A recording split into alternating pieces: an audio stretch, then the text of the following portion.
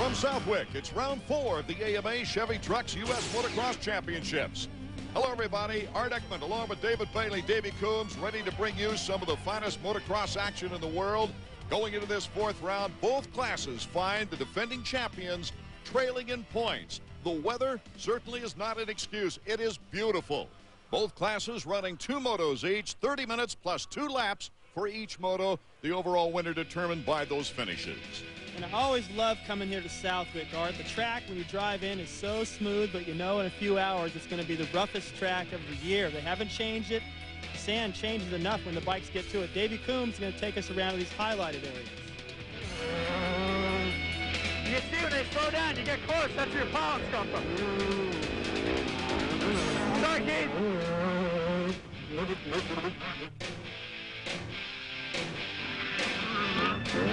Down out of the woods. See how the braking bump's forming up here. You want to try and stick it inside berm.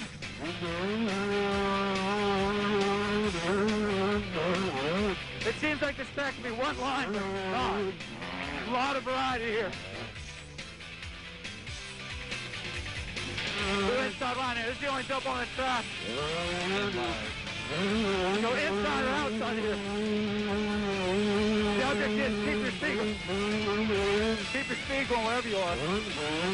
It's been an exciting points race, as you can tell from the Suzuki point standings. Langston with an 8-point advantage on Pastrana. Michael Brown in 3rd. Kane and Danny Smith rounding out the top 5.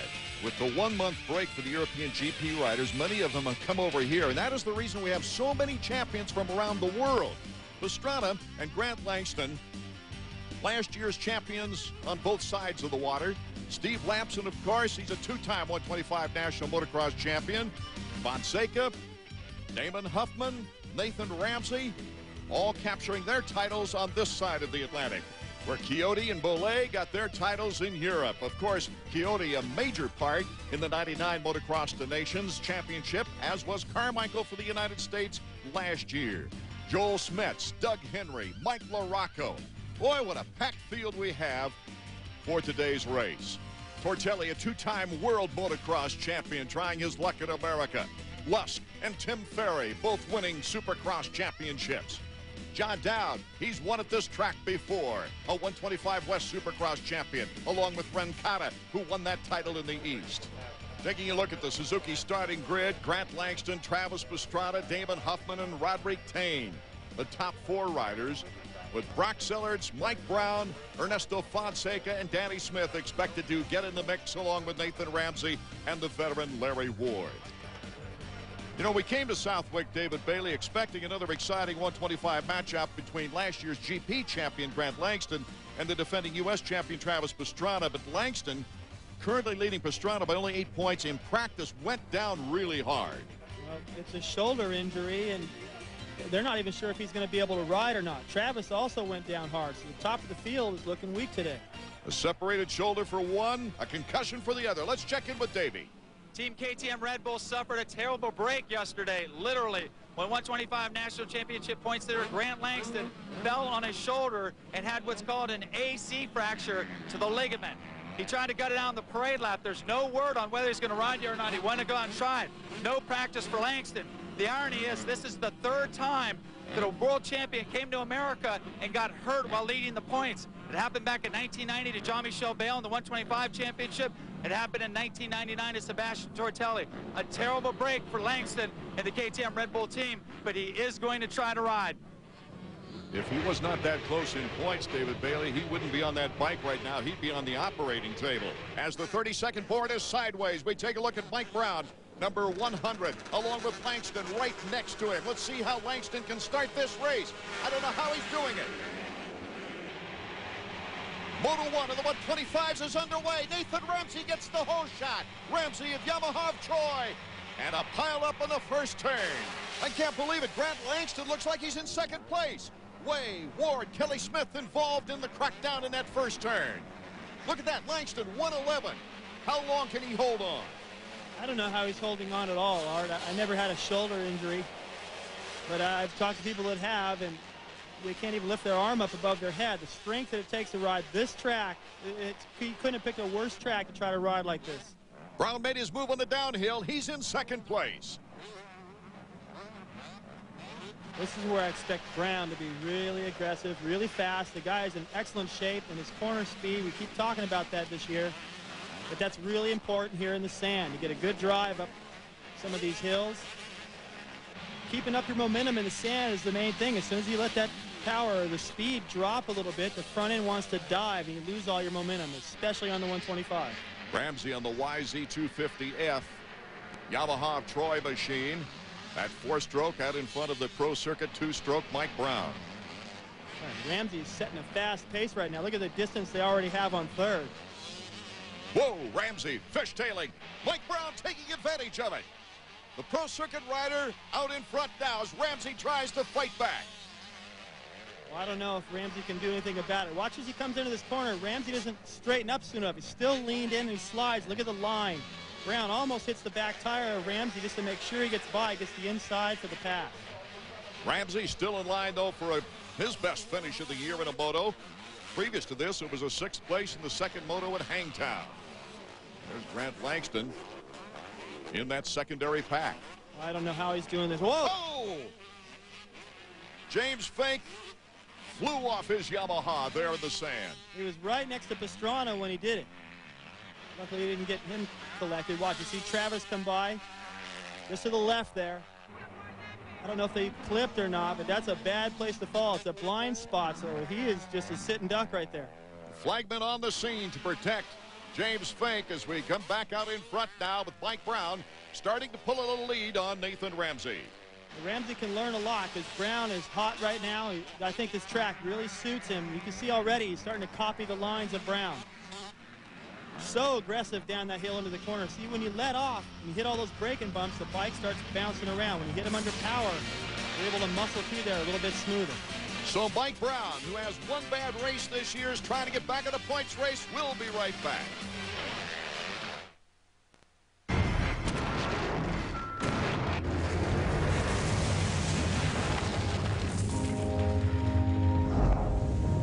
This is the all-new Silverado Heavy Duty. The most powerful heavy-duty pickup you can get. And the 2001 Motor Trend Truck of the Year. Silverado Heavy Duty. More truck from Chevy. This summer, be fast on a Honda CR. And get up to 300 bonus bucks from your Honda dealer. Plus, no down payment, no payments, and no interest for 3 months with your Honda card. Or be gone on Honda's Champion CBRs and be rewarded with monthly payments as low as $139 with your Honda card. This summer, be hot, red hot at your Honda dealer. How much PC can $849 get you? More PC than we can tell you about in 30 seconds. A super fast Intel Pentium 3 processor, CD-ROM, accelerated graphics, pro quality audio system, monitor, one-touch internet access, lots of memory, plus 5 color choices, red, green, blue, purple, and orange. And that's just for starters. The compact Presario 5000T. Let us build one for you. Call us direct at 1-800-331-0403 for all this, and we'll double your memory for free. Hey, do I have time to mention the...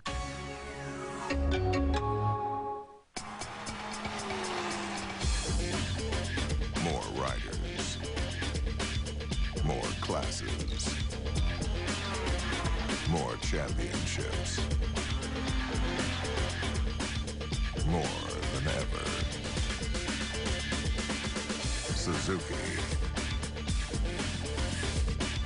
Rising stars to superstars.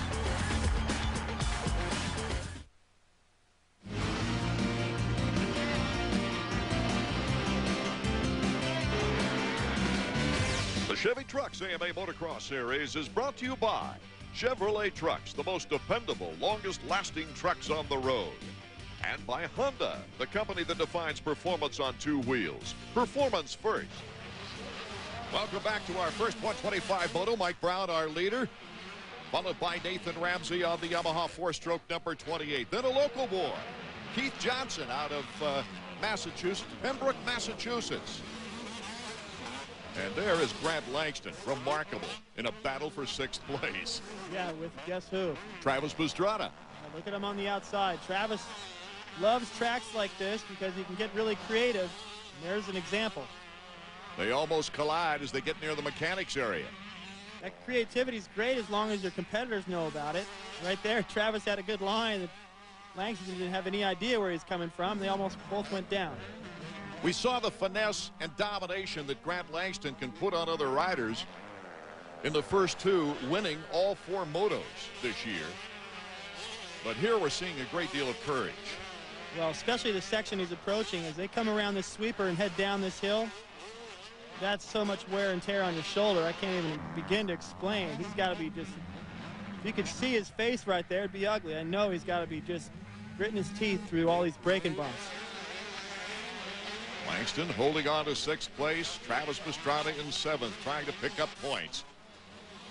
Travis, a look to the inside. And Pastrana makes the pass. That was pretty bold. Travis went down the outside last time. This time, it looked like their lines were coming together a little bit, and Langston backed out of that, saying if you want it that bad, you can have it. You've heard about the shifting sands on a desert, but this track changes every lap because of the sandy soil.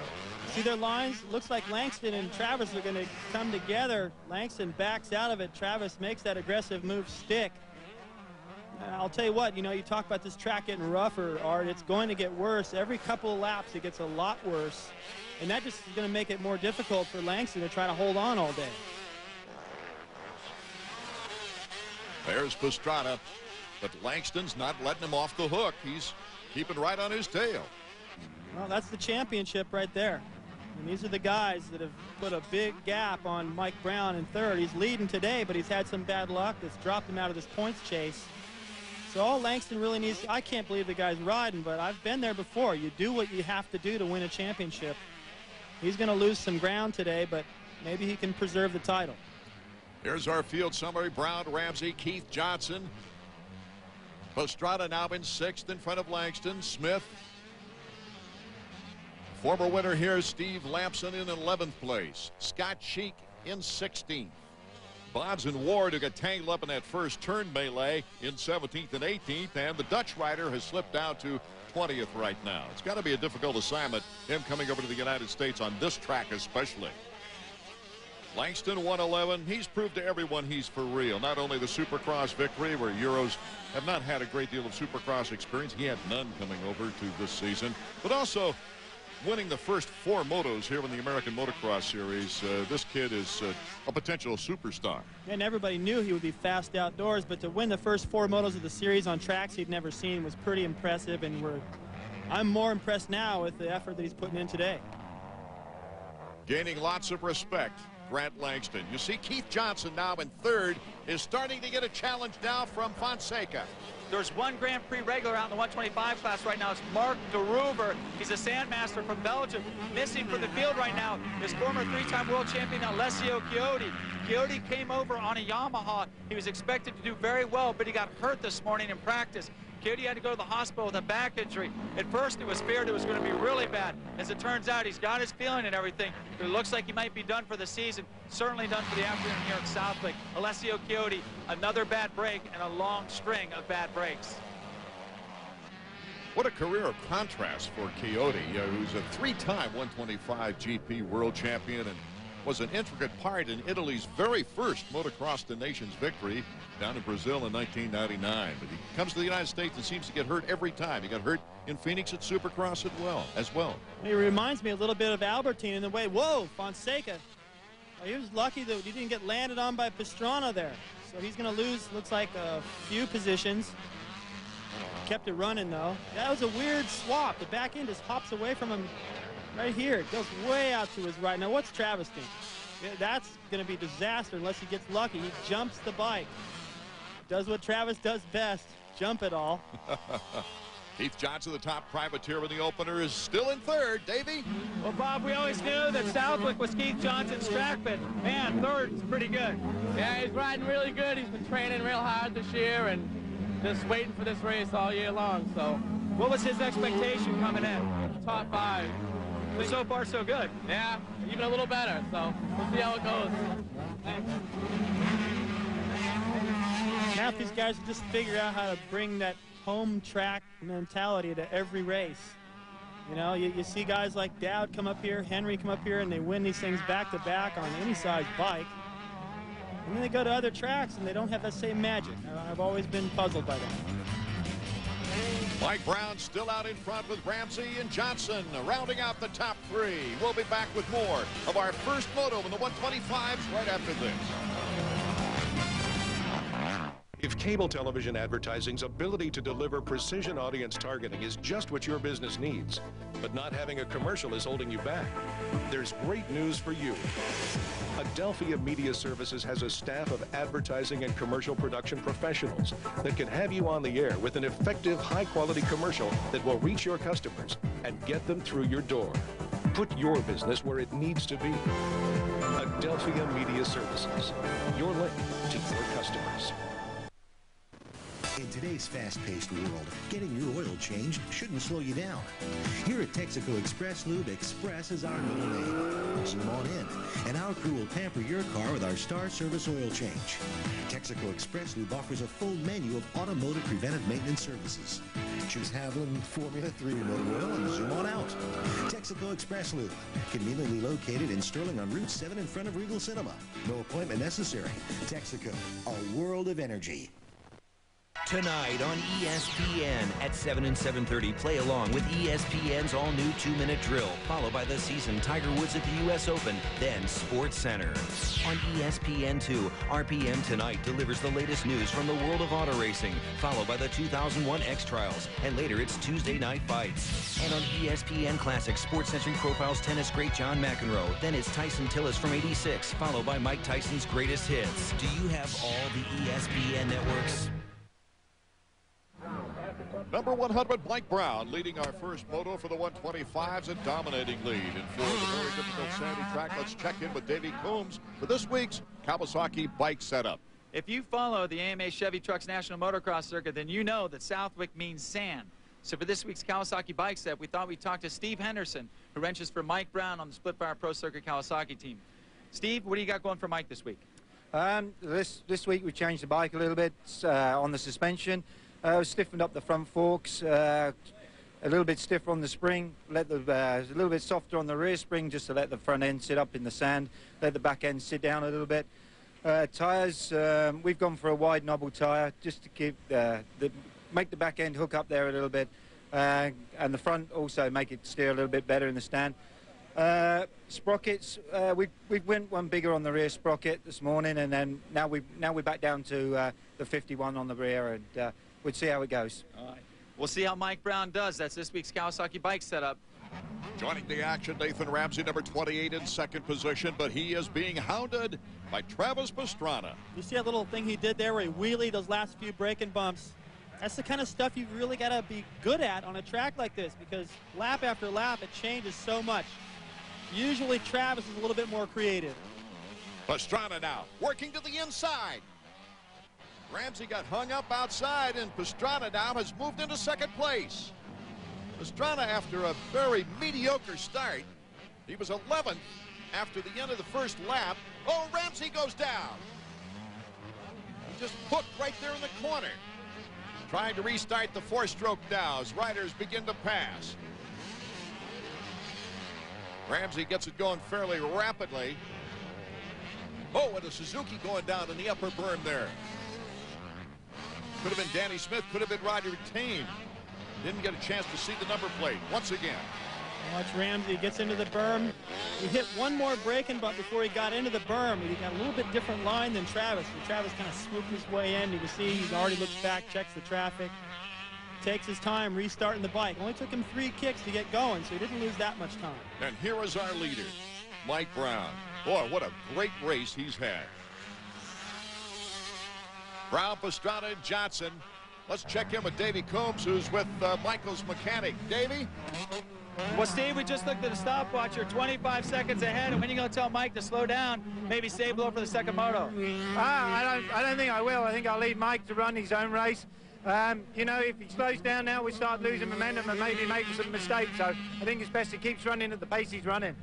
What do you think this will do for his confidence, having won his first moto at a track where Travis basically guaranteed a win? I'm sure it'll be a big boost to Mike, but you know, we still got a second race to run, so let's hope that we can go on that one as well. But a moto win must feel good. Yeah, I'm sure that'll be good. It's good for everybody. We've been waiting for it for a long time.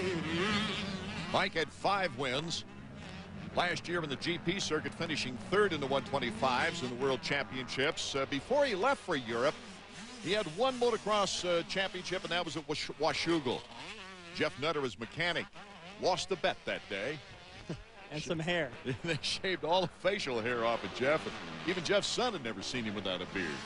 Yeah, Jeff looks different now, that's for sure.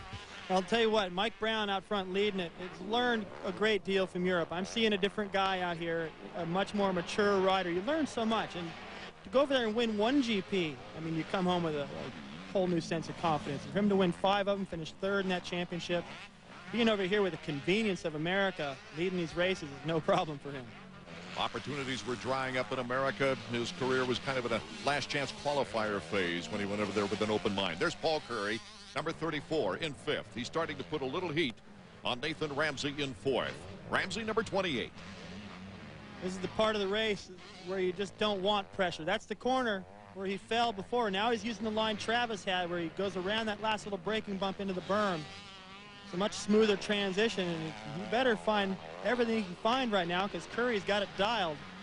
From Florida, this guy can ride in the sand. What was that photographer taking a picture of in that corner? You almost had the camera in the guy's hip pocket. It's going to be close. Ramsey and Curry battling it out right now as Michael Brown, still our leader, has led every lap but the opener here on our first moto. Checking out the Chevy Trucks motocross schedule, you'll see us in Buchanan, Michigan, Unadilla, Troy, Ohio, Washougal, the next 4 dates. And then we finish up at Minnesota, New York, and Pennsylvania. Hope you can join us.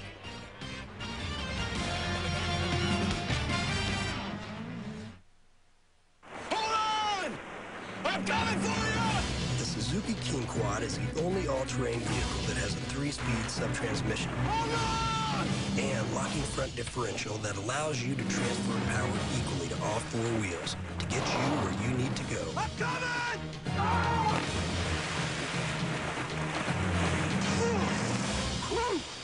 I almost lost you there. The King Quad from Suzuki.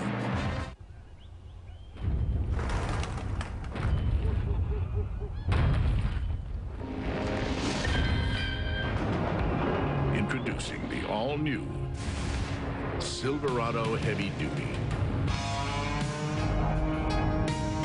The most powerful heavy-duty pickup you can get. Silverado Heavy Duty. More truck from Chevy. Was he NASCAR's greatest driver? What made him the Intimidator? Find out Saturday when ESPN Classic presents A Day for Dale. A salute to the man in black. 6 of his greatest races. Plus, a special tribute. Dale Earnhardt remembered. Old number 3, this one's for you. A Day for Dale. Starts Saturday at 10 Eastern. Presented by Budweiser, only on ESPN Classic. To get ESPN Classic, call 1-800-CLASSIC today. Welcome back to Southwick, Massachusetts. Our opening moto of the 125s, and Mike Brown has run a near-perfect race. Got everything but the hole shot in this race. He was close enough. Put the pressure on Ramsey right away, take advantage of his mistake, and it's been just smooth going ever since. He's got a free track to go out and experiment, take whatever lines he wants, get everything kind of dialed in for the next moto coming up, because the track will get rougher, and he's already thinking ahead. Mike could be in contention for the title if it hadn't been for that atrocious luck at Hangtown, where he got mixed up in the turn 2 crash with Lampston. And half the field got hooked up into that one. He hurt his shoulder, finished out 38th in both motos. So he's trying to battle back, even though he's 3rd in points. Well, if Langston's problems continue with his shoulder, that'll move him up the ladder. And, you know, Travis can win 5 or 6 races in a row, but he can also mess up 5 or 6 in a row. So for Brown right here, just keep going fast. Keep trying to win motos and put yourself in position to win that championship. Force Pastrana to ride great from here on out. Mike Brown hears the cheers of the fans as he takes the checkered flag. His first moto win of the year. I'll tell you what, Art, I'm happy for that guy. He works so hard. He's in such good shape. He's been out there so long, and somebody always upstages him, but not this time. Pastrana doing a terrific job coming up through the pack after the midway start for a second-place finish. Keith Johnson, his best finish on the year. Let's go back to Davey. A lot of people are talking about Travis Pastrana and Grant Langston. You show up and dominated that first moto. Very impressive ride. Yeah, I felt good, you know. That's what got me pumped up for this race. You know, I never said a word about beating nobody, and I just took it all in and put all my practice in this week with Ricky, and it showed. Where did you learn how to ride from the sand like that? There's not a lot of sand in Tennessee. No, the last 2 years in Europe, that's all practicing every day because it rains so much. We had to ride the sand, and I love the sand, you know. It's good, and I've had a lot of experience the last 2 years. Looked like toward the end of the moto, you kind of started to cruise after you had that 25-second lead. How do you feel about the second moto? Oh, good. You know, I slacked off there and didn't waste so much energy, and ready for the second moto. Good ride, Mike. Thank you. Brown in great position for his first overall win as we see Travis Pastrana making the pass on Grant Langston. He is now tied in points for the leadership as we go back to Davey. Well, Travis, you looked amazing in the comeback, but that start killed you. Yeah, definitely not the start I wanted. Grant got out to an awesome jump and really came across, which was, heck, he got the whole shot, so that's his track. You know, he's suffering really bad from a shoulder injury. I'm not exactly sure the extent, but, you know, I know that's not how fast he can go out here. Mike Brown, phenomenal. I couldn't believe how much of a lead he had pulled, but, you know, hopefully maybe come back next moto. I had a concussion yesterday, and I'm not quite good, but Brown had an awesome ride, and hopefully next moto, my Suzuki's running great, so. Easy Widers, Keith Johnson on the YZ250F Yamaha taking third place. His best moto finish of the year. Davey? Well, Keith, congratulations on third. They just gave you the Doug Henry, John Dowd treatment, which is reserved for all the big Southwick heroes. That's an amazing ride. Yeah, thanks, Davey. You know, it's great to come back home here. I've been working really hard, actually, with John Dowd this whole year, and had some really good luck at the first round. The next couple rounds, I got some bad luck, and I knew I could probably turn it around here if I got a good start. And you know, everybody at Easy Water and 3D Racing is really backing us 100%. And my bike's working great. I'm working hard, and I'm happy to be here. How'd it feel when all those fans were cheering for you? That last lap, 20,000 people gave you a standing ovation. Yeah, it's great. You know, I over the years I've had, like, you know, clumps of fans here and clumps of fans here, but you know, never all the way around the whole track. So it's really cool to see everybody waving their shirts and, you know, like you said, John Dowd, Doug Henry treatment. So it's, you know, it's great to be here. I've been working hard. Good job. Thanks. The 250s are at the gate getting ready. Ricky Carmichael in fourth spot in the points race, the defending champion. Can he come back? First moto for the 250s coming up next.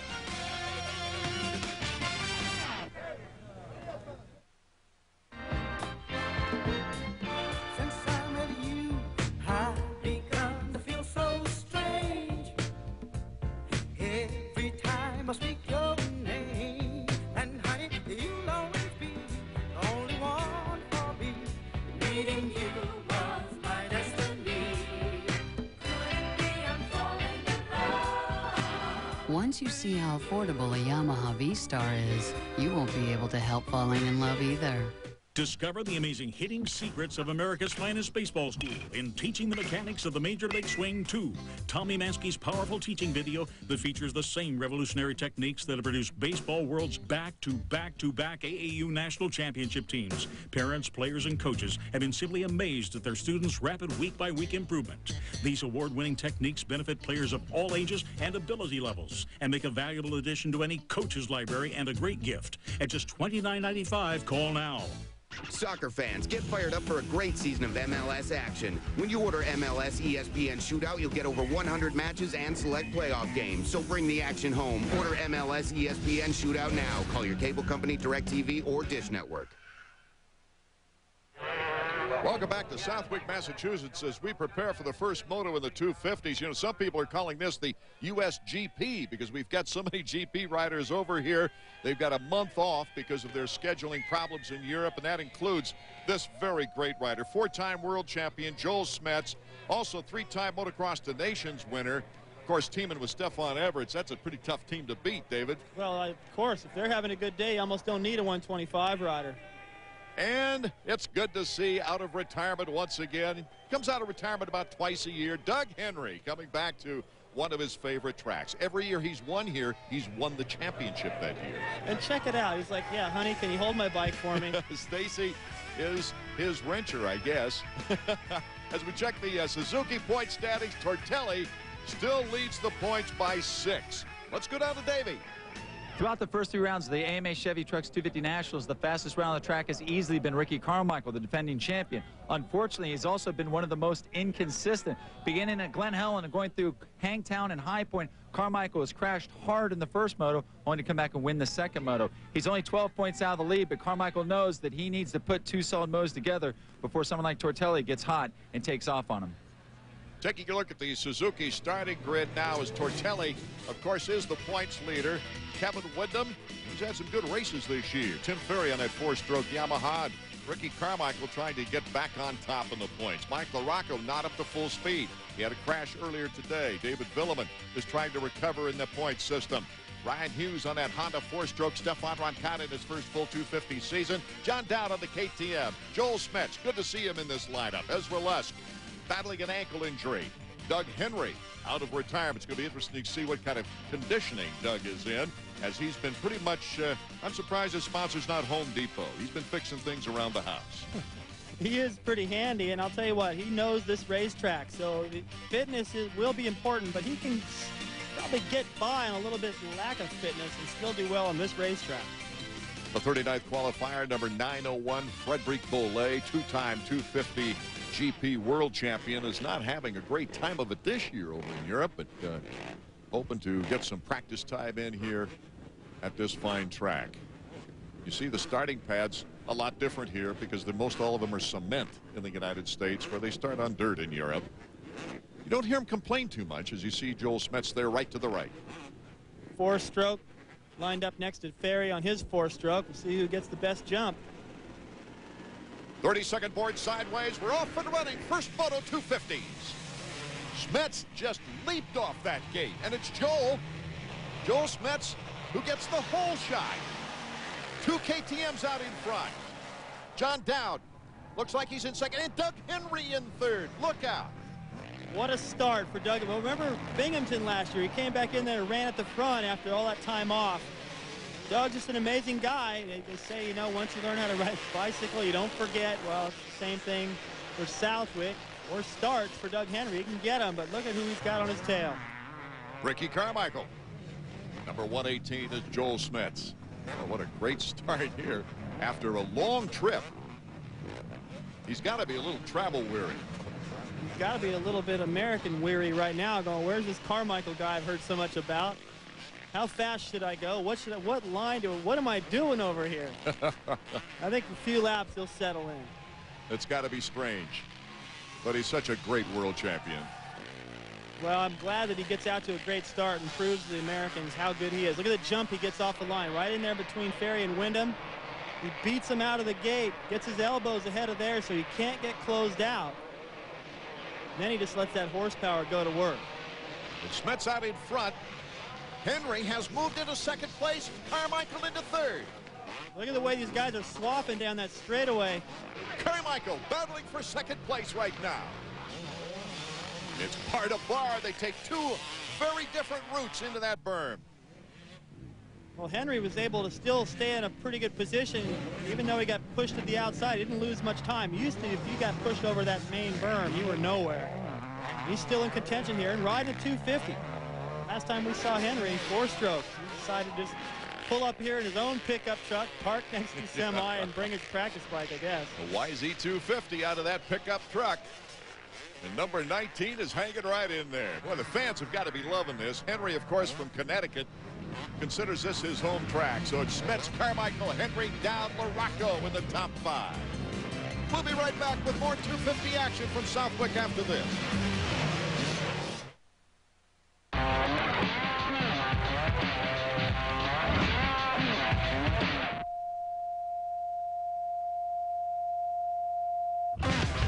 Attention. The preceding space was a demonstration of the KX domination system.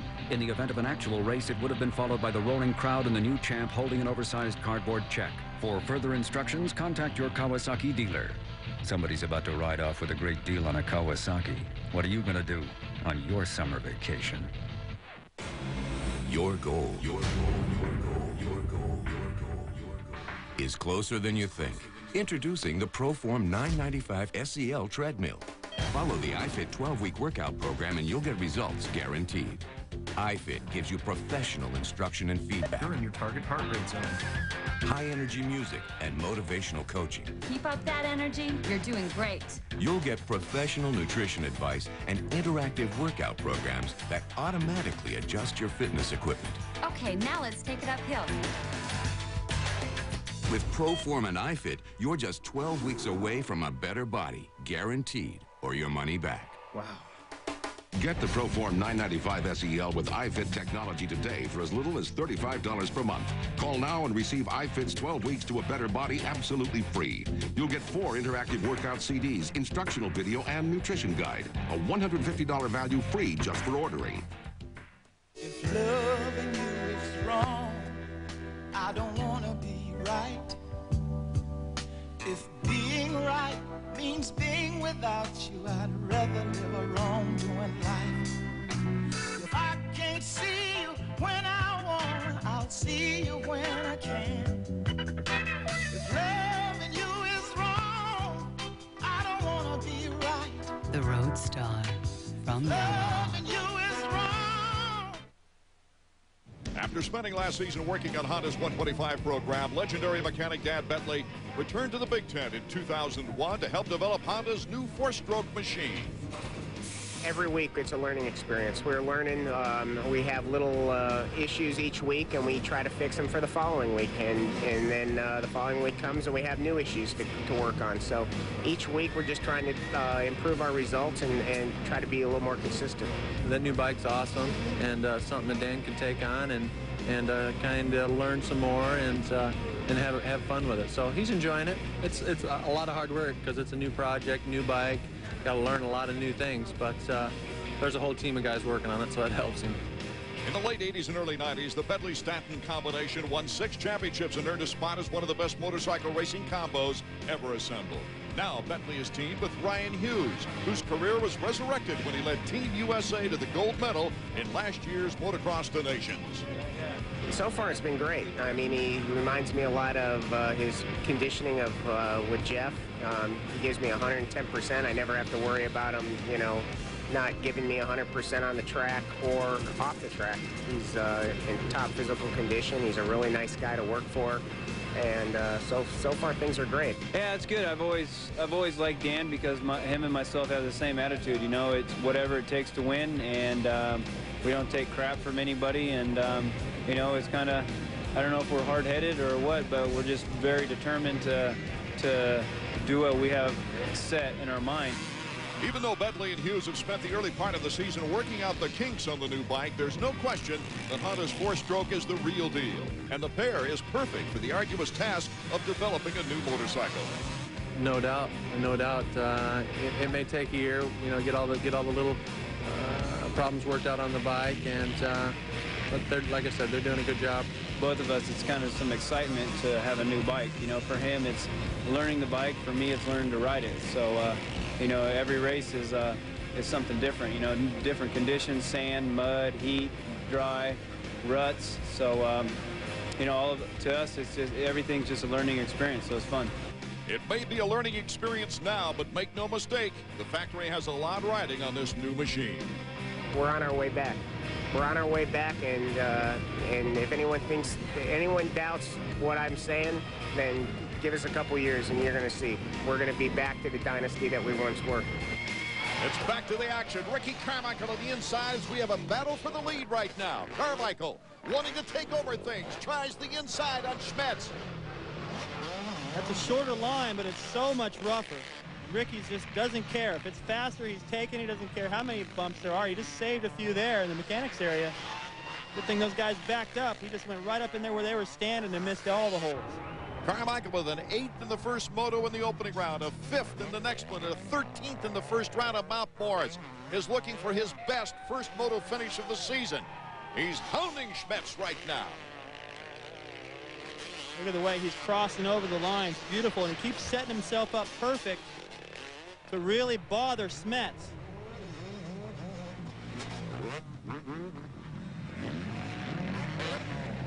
Carmichael to the outside. Smets holding true with his line. It's hard for me to even say anything right. I'm just enjoying watching Ricky go to work here on Smets. He is so impatient. He doesn't want to follow this guy for one more turn. He's willing to take a stupid line if that's what it takes, so he doesn't have to follow the guy. Try to make something happen. And in the process, these two are starting to pull away from third place. Here comes Ricky. A little touch. Hey, I'm here. Get out of my way. And Ricky Carmichael moves into first. Well, you can call that a little touch if you want, but I'm going to call it 2 touches for the lead. I think Smets knows what Carmichael is all about now. He's been reading about it, hearing it. Now he can see firsthand. Henry must be back there going, gee. He's still hanging pretty close in third, but he's getting an eyeful. Look at this. Ricky gives him an elbow, gets into the berm. He looks like he's minding his own business, but Smets acted like he was going to come back in there. Ricky says, I don't think so. Now he's already starting to open up a little lead, and Smets is back there dealing with Henry in the race. I'm not sure those champions in Europe are used to getting bounced around as Henry has moved into second place on Schmidt. Henry stirring up the sand on the outside. And look at LaRocco. He's using that same rough line that Carmichael used to try to get by. That worked for LaRocco, though. He's a little closer at the approach, but in a half a lap, Schmetz goes from first to fourth. That'll mess with your confidence a little bit. But at least he's up there with the lead. He can learn a little bit, see what the pace is like of the Americans, see how the aggressive style they have, and settle into something here, put himself in a position to have a top 3 overall. That would be, I think, a success coming from Europe and riding here in this heat. And Joel Smets has always been very respectful to other riders. Here's LaRocco. LaRocco making the move. Say that didn't look like too much of a problem, but the strength that it took LaRocco to get up that hill, stay in the inside line, which was rougher, make that pass on Henry, not easy. I don't think Doug is up to par with the pace LaRocco's going right now, or Carmichael out front, but he seems to be able to handle these guys. Conditioning will be a factor down the stretch. But like I said, he's going to be able to get away with quite a bit because of his experience here. Plus, he's got the best mechanic. You are the best, she says. That's wife Stacy. They have so much fun. I really admire that. Tim Ferry slipping out, having to restart the 4-stroke. It's tiring enough, okay? It's hot, it's humid, it's sandy, and you got to start your bike. And for a guy like Ferry who knows he can be out front, especially in these conditions, that's really disappointing. There's Sebastian Tortelli, number 13, now getting into the mix. Schmetz is really going at it now with Henry. Boy, Henry's not giving in. He loves this track anyway. Beautiful line he took to get back in there. He actually got pushed over the berm. Said, forget it, I'm not going around that outside again. He jumped back into the inside, kept Tortelli off his tail, and got Smets back. Good thinking. Henry won the 250 championship here back in '98. He also won the 125 races in '93 and '94. We'll be back. For centuries, man has longed to fly. Only now, only here, take flight over Gotham City. That wing, lie face down and fly. The earth racing below. Fly that wing. Take flight now at Six Flags America. Save up to 50% off admission with coupons from any participating Burger King. 10 years of great moments. 10 years of great play. I can't believe it! 10 years of great baseball. Celebrate a decade of excellence. The Atlanta Braves Great Baseball Tour, all season long on TBS Superstation. Adelphia Media Services, your link to customers. Contact us to find out how to advertise your business on today's hottest cable programming.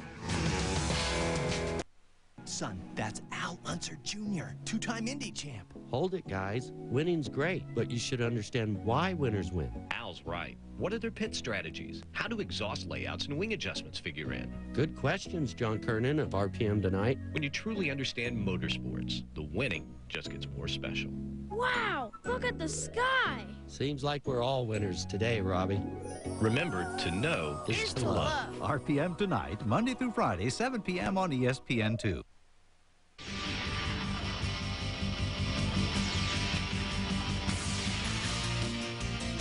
Chevy Trucks AMA Motocross is brought to you by Yamaha, makers of fine motorcycles and ATVs. Nobody's more in tune with motorsports than Yamaha. Welcome back to Southwick, Massachusetts, in our first 250 motocross. Way out in front right now is Ricky Carmichael, but here is where the battle is for third. Henry Tortelli with Dowd and Hughes behind them. Just went through a little one-line section back there. Doug had made a mistake at the approach to the corner and just held up traffic right there. That's letting the leaders get away a little bit out in front. I don't know if they could catch him anyway, but Henry's doing an excellent job of messing these guys up. Tortelli, important for him to move up. He's the points leader coming into this round, and RC is out in front. Tortelli really showing him the wheels. Oh, he's all over him right now, but it doesn't bother Doug. He's just out here having a good time, trying to pick some good lines. Looked like he just kind of rode through that corner kind of nice and easy and let all those guys go, Art. He looked to see who it was, and they had an easy pass of it.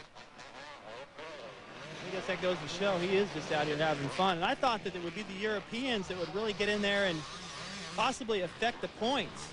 But maybe it's going to be Doug. You always hear that when the USGP comes to America, that whoa, Ryan Hughes goes flying. Boy, that is. And he's not moving.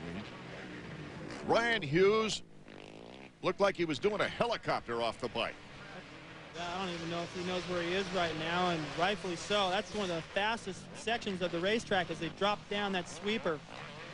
Saw a rider go down in the 125 class right next to Pastrana. That was the same spot. You're going to see the dirt spray. That's Ryan's bike. He goes tumbling by. That's fourth gear wide open on that four-stroke. You're going 60, 65 across the top there. Hope Ryan's all right. And the flagman running to his rescue. The battle for third is on. Tortelli trying to hold him off. Well, that's not going to be easy. John Dowd's got a power advantage here and there, and he's got the home track advantage. He has always done well here. He won back-to-back here on two different sized bikes. The guy's got the place wired, and he will not leave Tortelli alone this race. Let's check in with Davey at the mechanics area. Ron, it looks like John is all over Sebastian Tortelli. Yeah, we've been really comfortable here the last couple of weeks. We've been doing a lot of testing, and I mean, he's back home now. He's on some soft dirt, and I don't know, it looks like things are shaping up. What did you guys expect coming in here? A top three or maybe even a win? Podium would be absolutely incredible. I mean, this is like my first year doing this. It's a chance of a lifetime, and I mean, it's incredible to be here. I can't believe this is happening. Well, you're doing a pretty good job. He's right there battling for third. Thanks. Well, it's not only great to see him in competition, but just back on the track again, the 35-year-old, hooking up with a KTM four-stroke. Hooking up right now with the series points leader, Tortelli, who is no slouch in the sand. Oh, inside move, and the crowd's going crazy for John Dowd. You see, John's just going to know the lines. The best thing Tortelli can do right here is just take a couple laps and go, all right, you just hang with this guy a little bit, see what he's doing out there, and try to use some of that back on him, get him back at the end. Previous to this race, John Dowd had a third-place start in the first moto at Mount Morris for his best moto finish in 8th place. Looks like he wants it better. It's going to get better today. I have a lot of faith in John's ability to ride this racetrack and his confidence coming here. I actually told a few people, a few of my friends, I think John can win a moto here, and they're looking at me like, are you sure about that? Absolutely. Ricky Carmichael continues to lead. Schmetz and Bollet falling to 8th and 9th. We'll be back.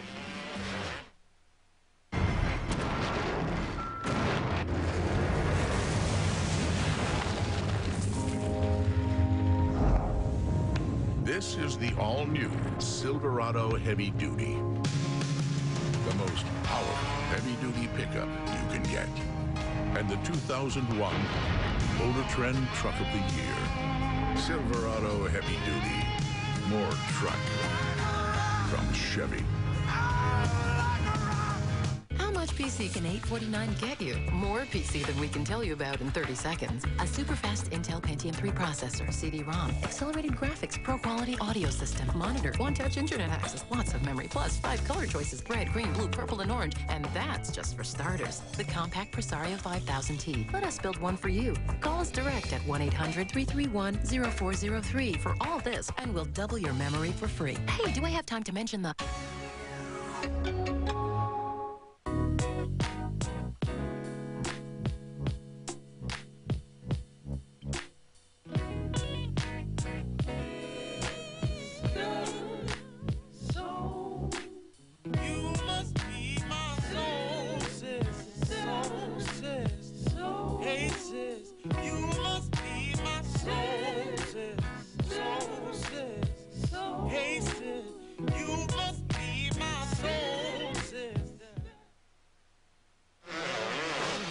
Back in Southwick, Massachusetts, first Moto 250s. Ricky Carmichael has simply taken off and not looked back. He seems so determined to take that week off after the last round at Mount Morris and really get ready for this race. And he has proven it. I thought he didn't need to work any harder. He just needed to work at not falling down the first lap of the first moto. I mean, it seemed like his speed was there, but he wasn't satisfied with it. And he has definitely taken it up a notch here today. 3 moto wins in the first 3 rounds, but only 1 podium. That's second place at Hangtown. And here's the battle for 5th. Villeman on the Yamaha, out in front of Kevin Windham, number 14. Well, Villeman was the one bobbling a little bit. Looked like Kevin was trying to make a run at him. Villeman looking over at Kevin, but comes right back at him. Looks like Windham perseveres there. You know what that comes down to is fitness, Art. I'm seeing it. I don't like saying that about these guys. I know they all work hard, but if Villeman was a little stronger, he wouldn't be worried about what line he was taking and what hole he's jumping and what hole he's trying to miss. See, he's trying to hit a smoother line everywhere. Just go fast. And if you're in shape, you can do it. Kevin is beating him at that right now. I'll never forget Jeremy McGrath telling me that's the difference in his outdoor performance when he decided, hey, I've got to win this championship. People say I can't win this outdoor championship. And the difference was blasting through rather than finessing. Right. You cannot ride finesse outdoors and beat a guy like this. Carmichael will hit every hole out there, every lap, and do it as fast as you can do it in the smooth line. Ricky Carmichael starting to hear the cheers of the fans as the time is winding down here at our first moto. This would be his first moto win of the season in getting back on track. We've won plenty of championships. We know what it takes to win them, and I just got to be a little more consistent. It's not a problem, you know. Last year this time I was further behind in points than I am now, so I'm not too worried about it. I know that I can win, and I'm just going to go out there and do the thing that I've always done.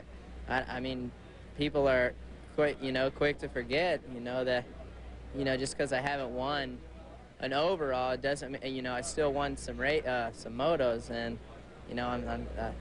I still can win. Ricky Carmichael's had good successes on this track. He won 2 out of 3 years on a 125, and of course last year on the 250. Looking for 2 in a row right now. Well, it's a combination of the fact that it's sand, which he's used to living in Florida, and also the fact that he prides himself on being able to win the toughest races. This is a tough race. The checkered flag for Ricky Carmichael. The monkey off the back. And now let's just hope he doesn't start messing up the second motor. Ricky Carmichael riding a terrific race. Mike LaRocca holding on to second with John Dowd, the local favorite, in third. Tortelli Villeman rounding out the top 5. Bollet moving up to 9th. Let's go down to Davey. RC, buying on the scoreboard with the first moto win. Feels good, I tell you. Got a good start and real good. I think I had some bad lines out there because I didn't feel too good. Man, I was all over the place. The track is really, really rough, and glad to get that first moto streak under my belt, and gonna try to keep on winning now. Do you have any extra incentive when you saw the 500cc world champion Joel Smets leading? Not really. His bike is, it's so fast. It's like not fair, and I mean he just goes around the turn and gasses it down the straightaway, and had to work my butt off to catch back up, and you know, once I got by him, I don't know what happened to him, but you know, I ain't worried about him. I'm worried about myself and trying to put this Chevy Trucks Kawasaki up front. Well, good job. And by the way, Sebastian Tortelli, the points leader, finished 4th, so he picked up 7 points in the title chase. That's nice, you know, but need to keep plugging away. John Dowd comes back on the track that he learned on. He has 6 career victories. He'd love nothing more than to get number 7 right here in front of his hometown fans. Davey? Well, John, it's good to have you back in the winner's circle. 3rd place in the first moto. Very solid ride. Yeah, I'm pretty happy. You know, it's been a tough year. The class is tough. There's a lot of fast guys, and I don't know. I was just hoping to get going a little bit more here at Southwick, my home track, and so far everything's going all right. The bike's working good, and all the sponsors on board. You know, PC Worldwide and Cernex.com, and you know, Moose, Scott Goggles, everybody, Bell Helmets. They're all putting in 110% for our team here, and so far everything's going good. I hope I can put together a good second moto. Well, that was an amazing battle you had with the points leader, Sebastian Tortelli. Looked like he had you there early, but you hunkered down. You got back up in there. Yeah, I think I was a little nervous at first. I really haven't been kind of running up front, you know, with these guys yet this year, so I was a little tight at first, making some mistakes, and once I settled down, I realized I was kind of hanging with them, and that, you know, helped me my confidence a little bit. You know, I was able to kind of, you know, concentrate a little bit, and I managed to. He made a few mistakes, and I kind of got by, so we'll see what happens next time. You need a whole shot like Joel Smith. You get one of those, you'll be in business. Yeah, this KTM 520 is it's a powerful machine. It's great for the start, for sure. Well, after the first 125 moto, Langston and Pastrana are tied for the points lead. We'll be right back with moto number 2 for the 125s after these words.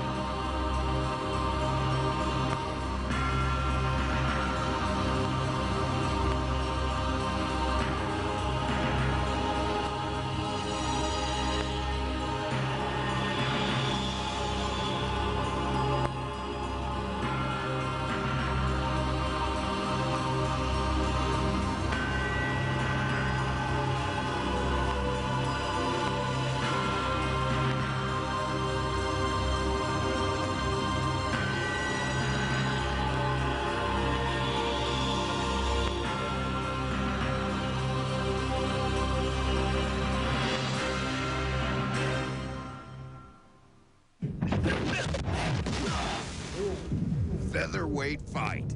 David Toledo versus Victor Polo. Tuesday night fights, 9 p.m. tonight on ESPN2.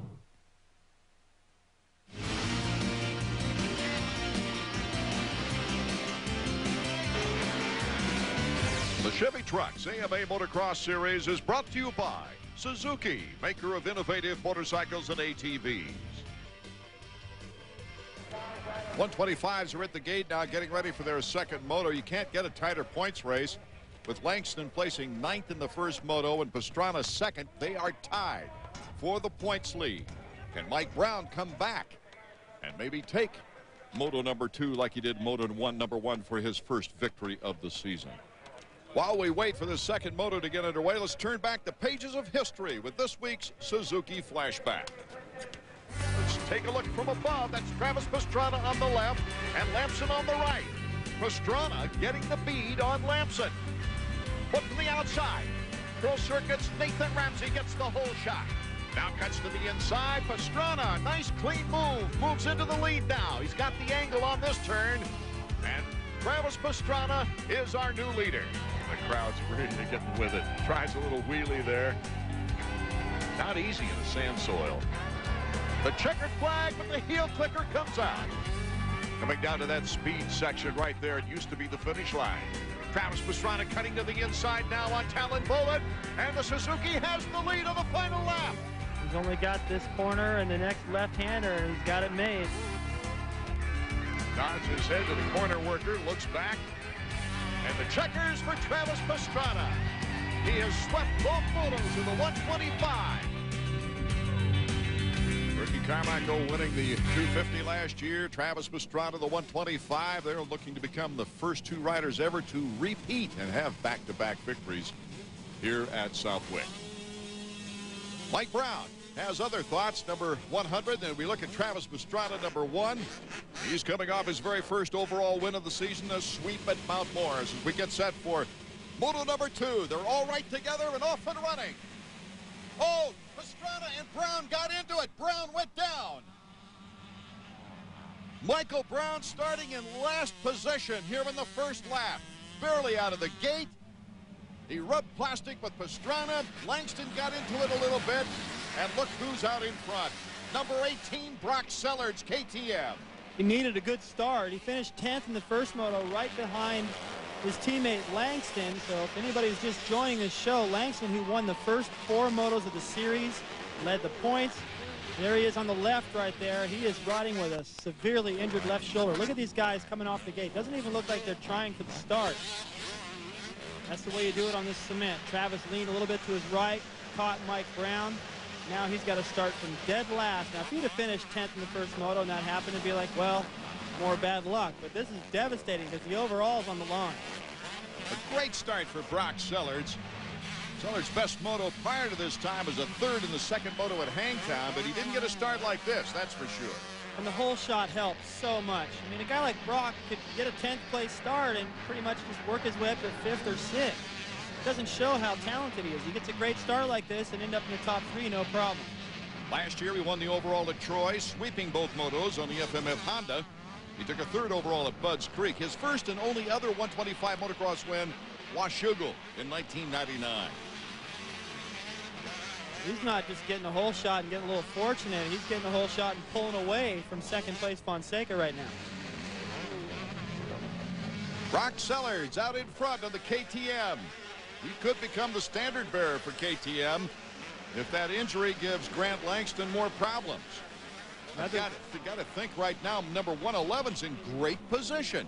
And yet, between motos, they told us, this is a 3rd-degree separated shoulder. It's bad. And like I said, I know people who've had shoulder injuries. Luckily, I never had one, but man, it hurts. I don't know how they can hold on out there. That's the berm approaching the mechanics area. So you can imagine what it's like for those guys watching those guys come by. I thought Damon Huffman was going to take out our camera. He took the outside line on that corner. There's Fonseca, number 25. So once again, up front, Keith Johnson. And you know what happens when you go to a track you know you should do well at. You sit on the gate with more confidence. That helped him with his start here. Johnson into 3rd in front of Langston, Ramsey, and Huffman. We'll be right back with more 125 action. When Suzuki introduced the original 4-stroke DR350 and dual sport 350, it rocked motorcycling. Now, it's happening all over again. Introducing the all-new DRZ400 and DRZ400S from Suzuki. 4-stroke thunder. On-road or off.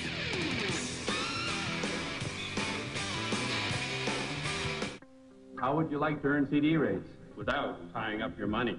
Simple. With the Orange Savings Account from ING Direct, everyone earns the same high 5% rate.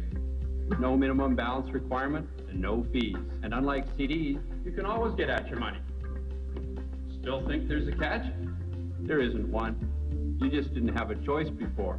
Call 1-800-ING Direct for great rates with no minimums and no fees. 1-800-ING Direct.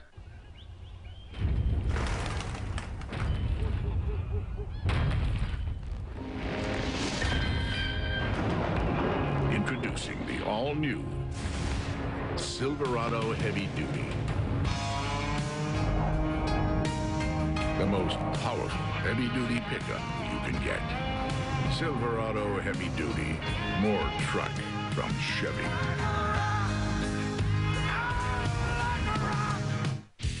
This summer, be fast on a Honda CR. And get up to 300 bonus bucks from your Honda dealer. Plus, no down payment, no payments, and no interest for 3 months with your Honda card. Or be gone on Honda's champion CBRs and be rewarded with monthly payments as low as $139 with your Honda card. This summer, be hot, red hot at your Honda dealer. The overall is wide open for the 125s here at Southwick, Massachusetts. Moto 1 leader Mike Brown hit the deck early right out of the gate. And Travis Pastrana is gunning for the top. He's currently in 7th after a slow start, but he's weeding his way up through the pack. A little bit better start than what he got in the first moto. After the first lap there, he was 11th. See, he's trying to clear that double there every lap, and he keeps all that momentum and goes all the way around the outside right there. You save a little bit of energy out there wide, and you keep your speed up. There's certain things Travis is able to do out there on the racetrack. Change up his line if he needs to all of a sudden and not lose time. That's why he's able to maintain the gap, same gap to the leaders while he's in traffic. Very few guys can do that. He zips by Ramsey on the Yamaha 4-stroke. Well, Travis is really on the move right here. I think he understands this could be the day where the championship, he really gets a firm hold on it. Langston's having his problems. Travis' start wasn't great, but he's making up for it. After the first lap, he was in 14th, and now he's gunning for a top 5 position. Let's bring in Davey. Terrible start for first moto winner Mike Brown. You could see off the start, Langston came across on him, got his front wheel. Brown went down in the dirt, and it wasn't the worst of it. Halfway through the lap, after he picked up about 8 guys, Brown went down again. He's having to come from dead last twice. Right now, he's not even in the top 30. As we look at Travis Pastrana wearing the #1 plate, the defending champion. He'd love a back-to-back overall win, and it's wide open right now. Well, I think when you look at who's in front of him right now, Travis can beat all those guys. He knows that. There's time. He can catch them all and put himself in a position to win the overall, leave here with a healthy points lead. Right in front of him, he's got the privateer, Damon Huffman.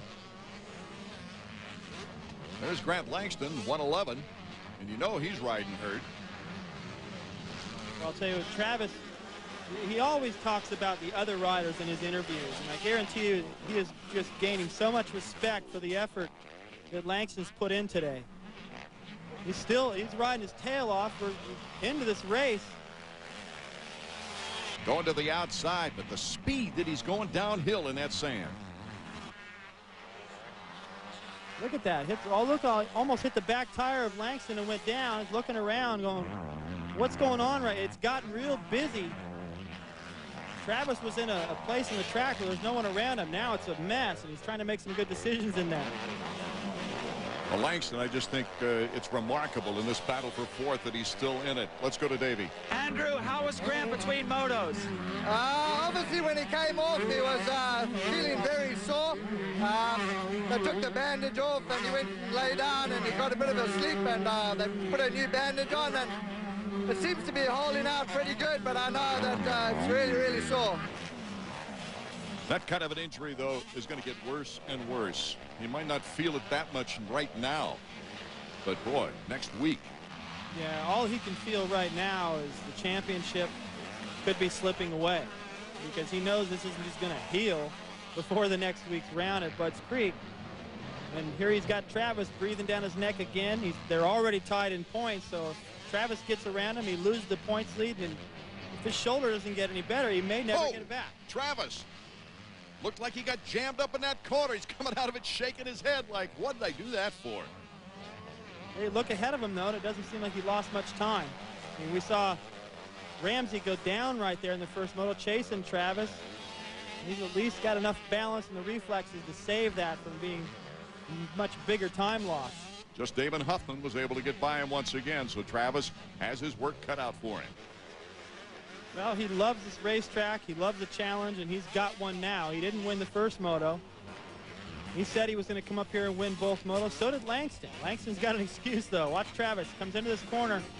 Doesn't get his foot out there early enough. He's a little bit too hard on the brakes when he hit that last bump. Back in a moment. If you're a local business owner, you have a unique opportunity to advertise in the most exciting environment on cable television.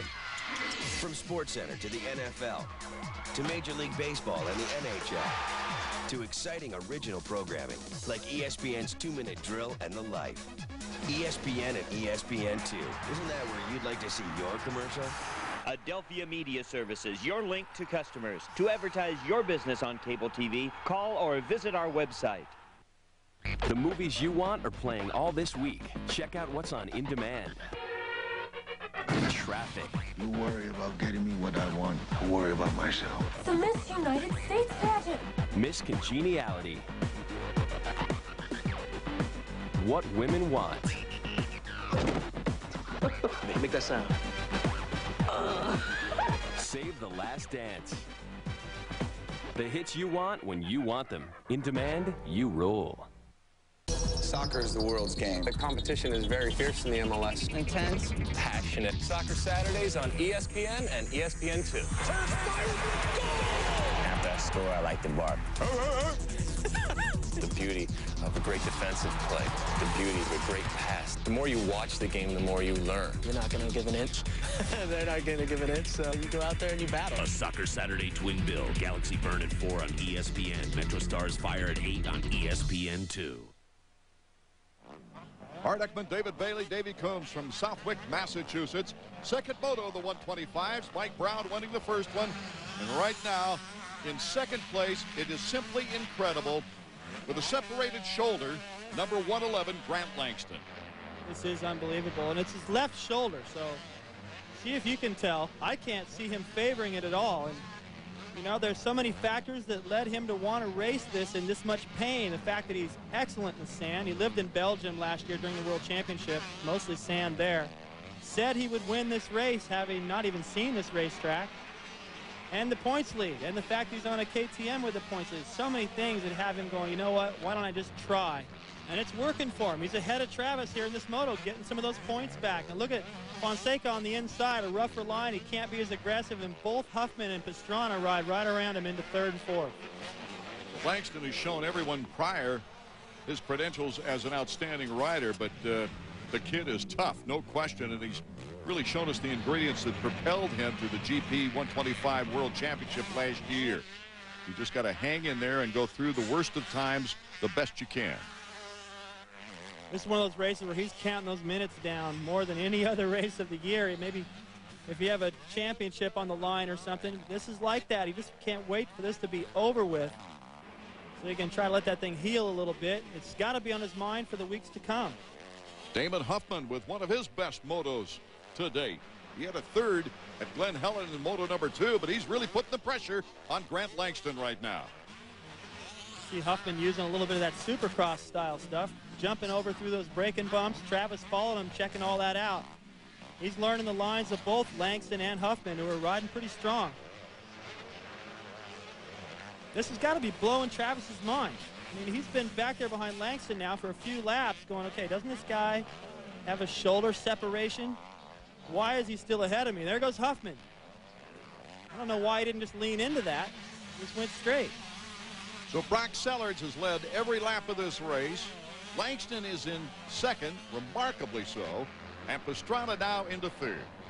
And watch Huffman right here between these guys. Wheelies through the holes, everything looks good right there. He gets a little funny kick, but then he just goes straight off the berm. You know, Travis is going, well, thanks a lot. Takes over the position, no problem. He's got to be kind of wondering what the heck has gotten into Langston to be riding this well with that kind of an injury. That's the break that Travis needed. Right now, he's in pursuit of second place in Grant Langston. This means the points lead after this race is over. He just blasts through that berm, made his own berm out of that. Pastrana is flying. Kurt, we've watched Langston move all the way up to second now. You've got to be impressed by the way he's riding. Oh, I'm not impressed. I'm absolutely amazed. This kid has a heart that's as big as you can imagine. The pain that he's in, the way he's riding, is incredible, absolutely incredible. His mechanic, Andrew, said that he was very sore between motos. Was there any thought about not going out? I mean, from my side, if Grant's in too much pain, he doesn't ride. But, you know, I don't know what it'd take to stop him from racing. I really don't. If he wins this championship, you're going to know he won it here. Yeah, that could be true. There's a guy that knows, Kurt Nicole, former world champion, knows exactly what he's talking about. The pain that this kid has gone through, Grant Langston, number 111, and trying to hold off Travis Pastrana and thus hold the points lead. It's a bittersweet day for KTM. They got the top 2 spots in this moto. They got the points lead unless Travis can make that pass. Travis Pastrana finally gets by Grant Langston into second place. Langston tried to come back. Travis checking him out. Well, it just seemed like inevitable that Travis is eventually, with a healthy body, going to be able to make up the difference. But still, going back to KTM, they got to be so happy and proud of their effort this year, and in this moto, and in the gutsy performance by Grant. But I'm sure there's some concerns about whether he's going to be able to continue this and grab this title or not. Sellards, Pastrana, Langston are top 3. We might have a good race for that lead yet. Hold on.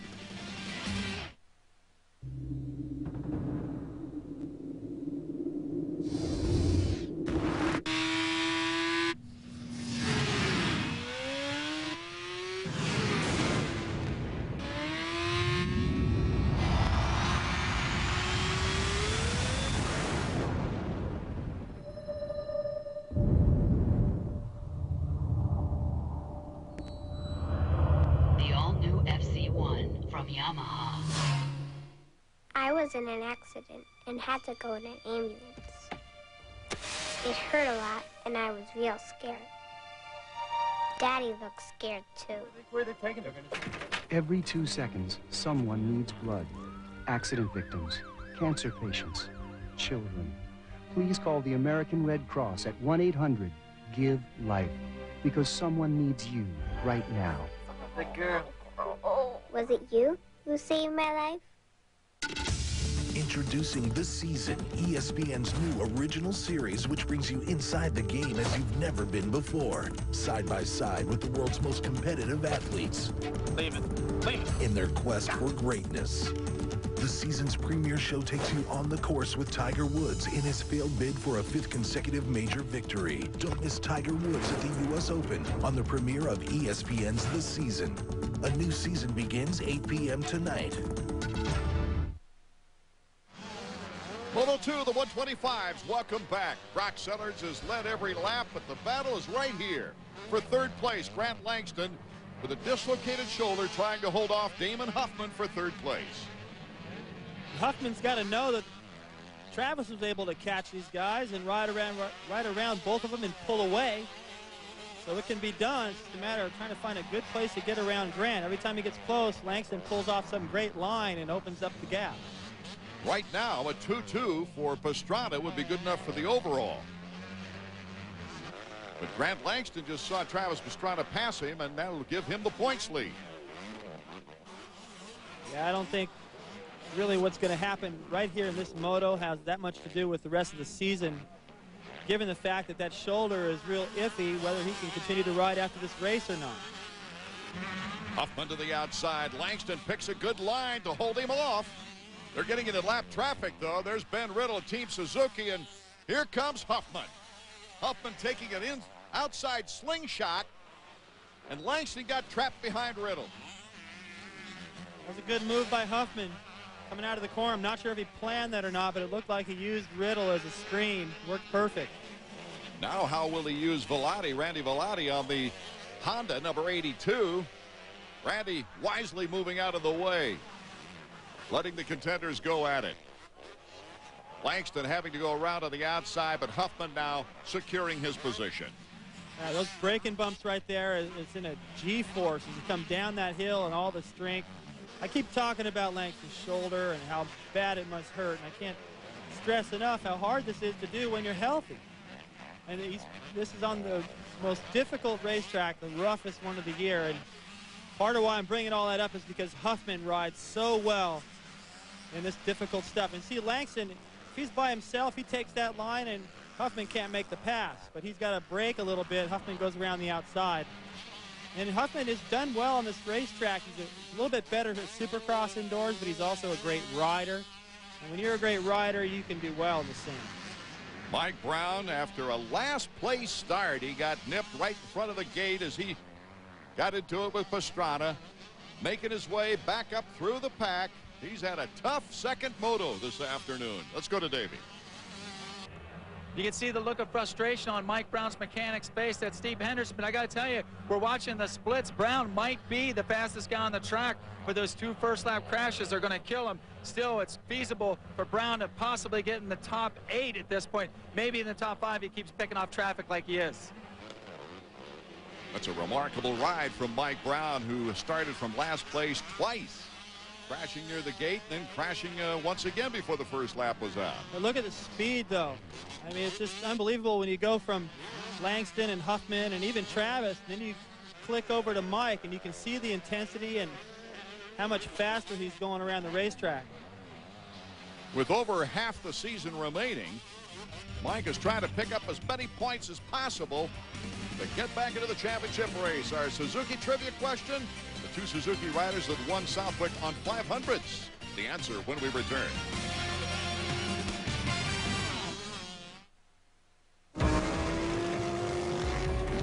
The rumble of a big V twin makes your blood race. You grew up on the pegs of a dirt bike. You could smell a carb running rich from a mile away.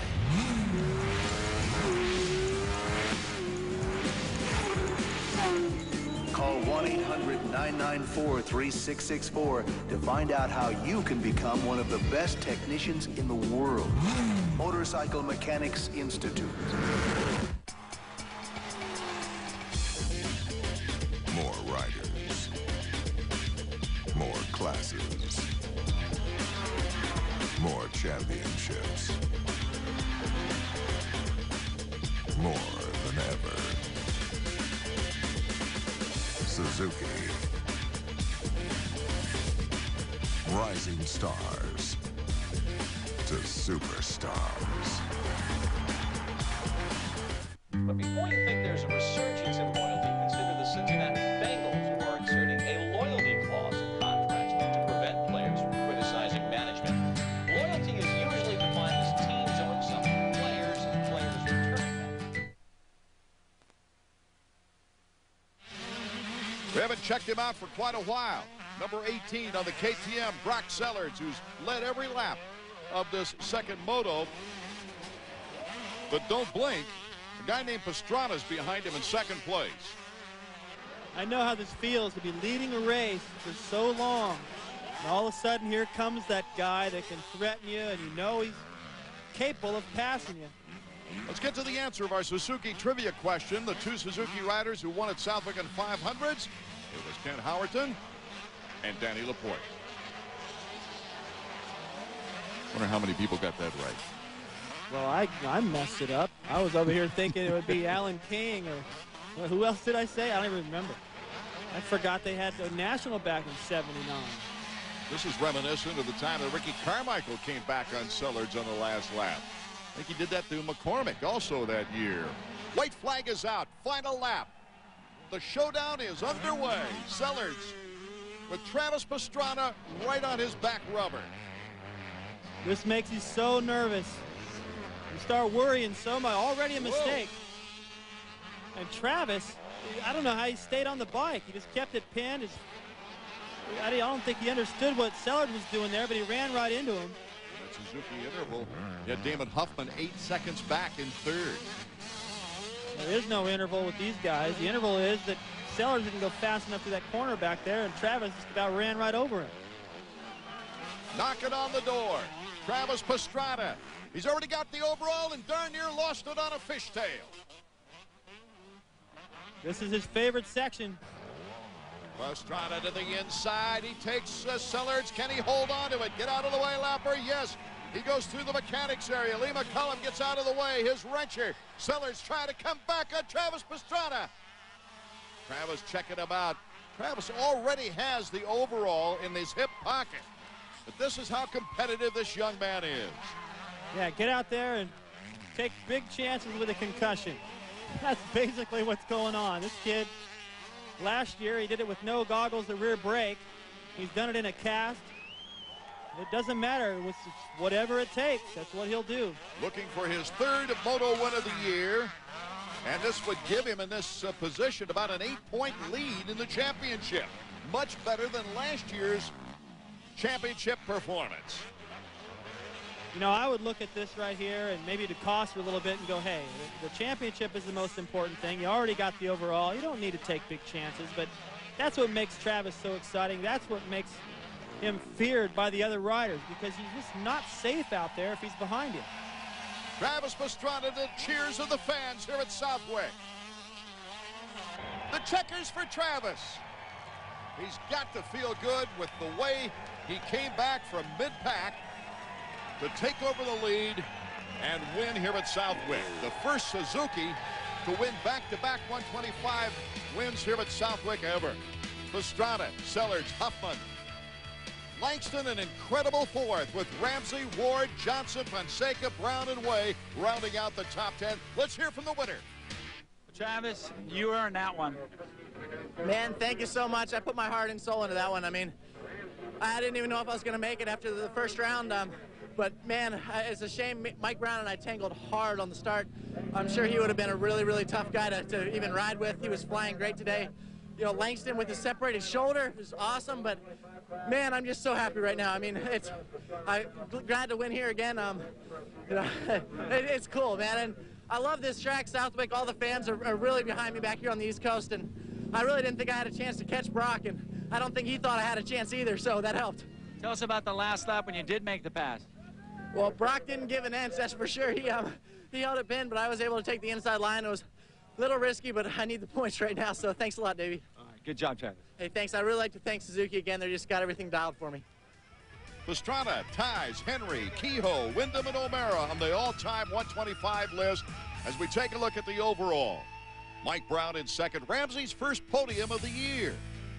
Let's go back down now to the podium area and Davey Coombs. Brand, you finished fourth. We don't often pull over the fourth place rider, but man, what a tough day you put in. I mean, I gave everything I had, and you know, I wasn't going to ride. I didn't do practice or anything, and before the race, I just thought I've got to try and see if I can just get anything. And I mean, I was in a lot of pain, and my shoulder was so weak. And that second race, I was so happy the way I just, you know, got a good rhythm. And on those braking bumps down the hill, I could feel my collarbone moving around, and I was so worried. And you know, very happy to have come away with a 9th and a 4th. It's an amazing run. Thank you very much. As we look at the Suzuki points list, Pastrana taking over the points lead. Last year at this time, it was his first win, and he was still 15 points down, but came back to win the championship. So it's a whole new ball game now for Travis Pastrana in the 125s, David. And with a ride like he put in that second moto, I think he's proven that with an injured Langston and with the points that Brown has to make up, this is looking like Travis's title again. Mike Brown would have to receive some very generous help from a guy named Brock Sellards, who really looked wonderful in the second moto, turning it on and leading every lap but the last lap. Maybe he could get some help from Larry Ward on that 4-stroke as well, as there's going to have to be some riders between Mike Brown and Travis Pastrana if Mike Brown hopes to get into points contention. There's the hometown favorite, Doug Henry. The 250s coming up next.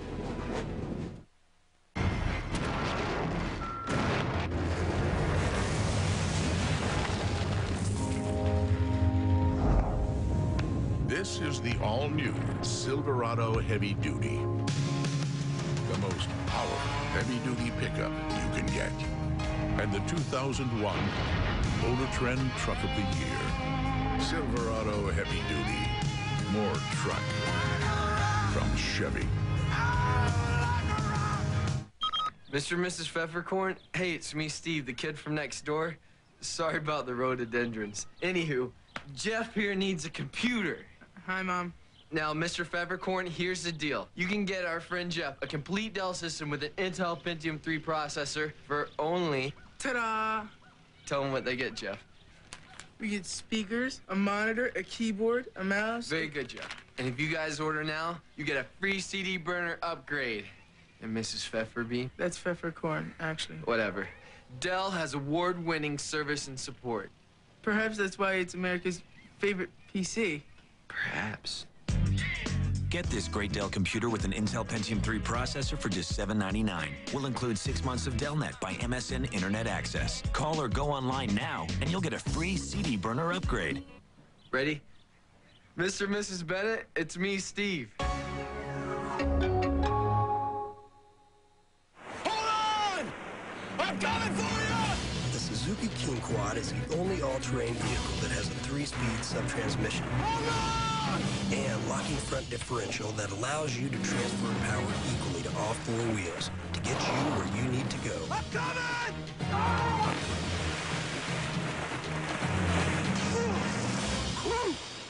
Almost lost you there. The King Quad from Suzuki. Art Ekman, David Bailey, Davey Coombs bringing you the action of the final moto of the afternoon. Here's John Dowd. We mentioned Doug Henry being a crowd favorite. You can't deny number 16 because they're also cheering for him here on his home track. Ricky Carmichael, taking the first moto, is looking for his first sweep of the year. I'm a little surprised we didn't see more of Tim Ferry that first moto. Of course, he went down early. I think he collided with somebody, but I expect a lot more out of him this time, especially with the sand and the fact that he should be able to get a good start. Taking the first four-stroke victory in motocross since Jimmy Button at Washougal in '99 in that season's opener at Glen Helen. Tim Ferry's been hanging around there close. 32nd board is sideways. Let's see who gets the break at the gate. Wyndham, a pretty good run, but John Dowd. Dowdy gets the whole shot on the KTM. Boy, what power he shot off the corner on. He might just have the most horsepower of anybody in this race. Look at the battle behind him. Ricky Carmichael moves quickly into second place. Wyndham in third. Ricky jumped so far off the top of that hill, he looked like a little bit of Supercross style back there. He landed at the downside of one of those whoops, made everything look smooth, but you got to get a good run up the hill to jump that far. Wyndham a better start as he's placed in third here in the second moto after a sixth-place finish in the opener. Kevin getting good starts lately. Got a whole shot at Mount Morris. Look at the kind of pressure that Carmichael puts on you. They don't even have a lap in the book, and already Dowd can just feel that Kawasaki back there pinned. It makes you nervous. You don't get any time to breathe, and here he comes. Here comes Carmichael looking over at John Dowd. They don't even stay bar to bar very long. Maybe a fraction of a second, and Carmichael's in first place. He's looking for the sweep. I mean, he didn't just go by him. He just blew by him. He's clearing that double right there, lands on the downside wide open. Look at the lead already. I mean, if that doesn't ruin your confidence to the point where you're going, okay, you know, let me just make sure I beat everybody else. That's got to be going through Dowd's mind right now with the way Ricky's riding away from him. If Ricky takes this moto, he'd be the fourth different rider in the first 4 rounds to win. Look at Ricky. Lands all the way to the bottom of that, out on the flat. Just soaks it up. Pulls the tearaway in the process. This all looks business as usual, but I can't explain to you how hard that is to do what he's doing.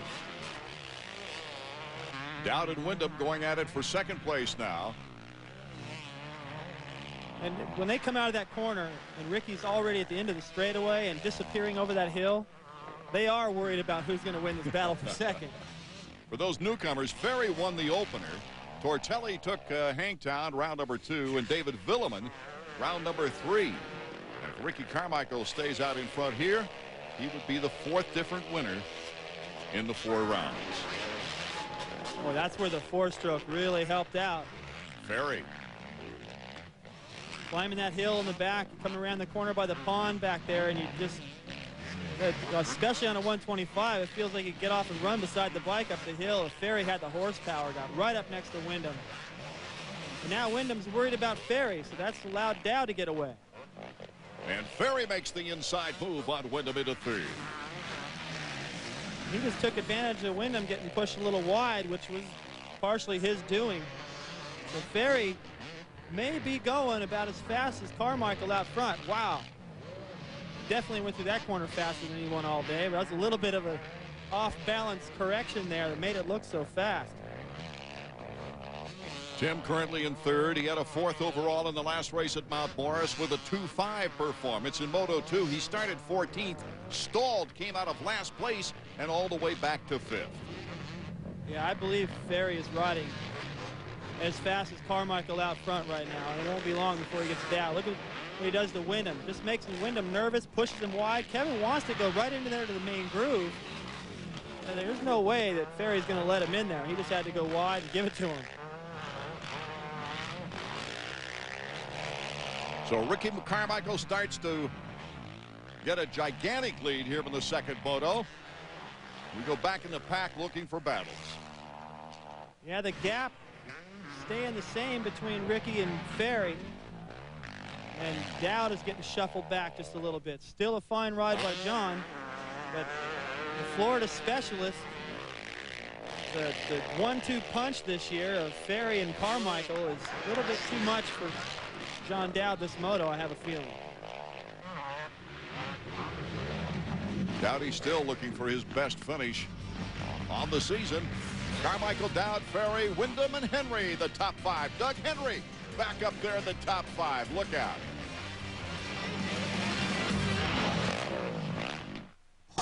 Why do you need digital cable? Because you're an inventor, a flyer, a time traveler, a fixer-upper, or just a kid. Because you care about your health. And only digital cable satisfies your passion with these unique channels from Discovery. Available on digital cable. Call your cable provider today to receive the very best of digital cable programming. Only from Discovery, a digital cable experience.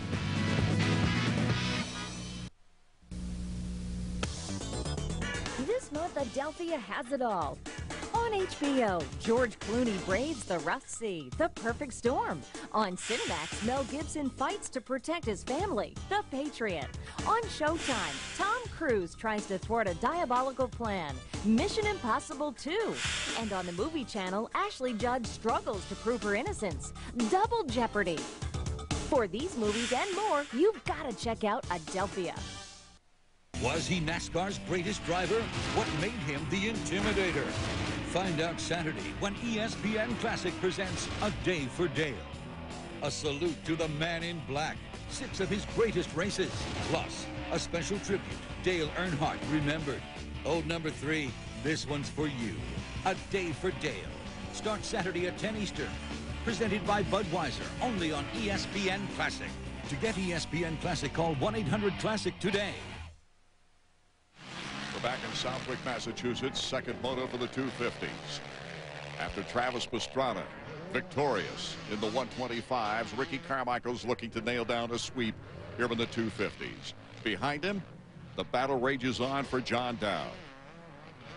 The way Ferry caught him and the way Ferry was riding, I had a feeling John was going to get past and that was going to be the end of it. But he's really stepped up to this challenge and frustrated the progress of Ferry back there. I know Ferry, when he caught him, thought he was faster. There he goes.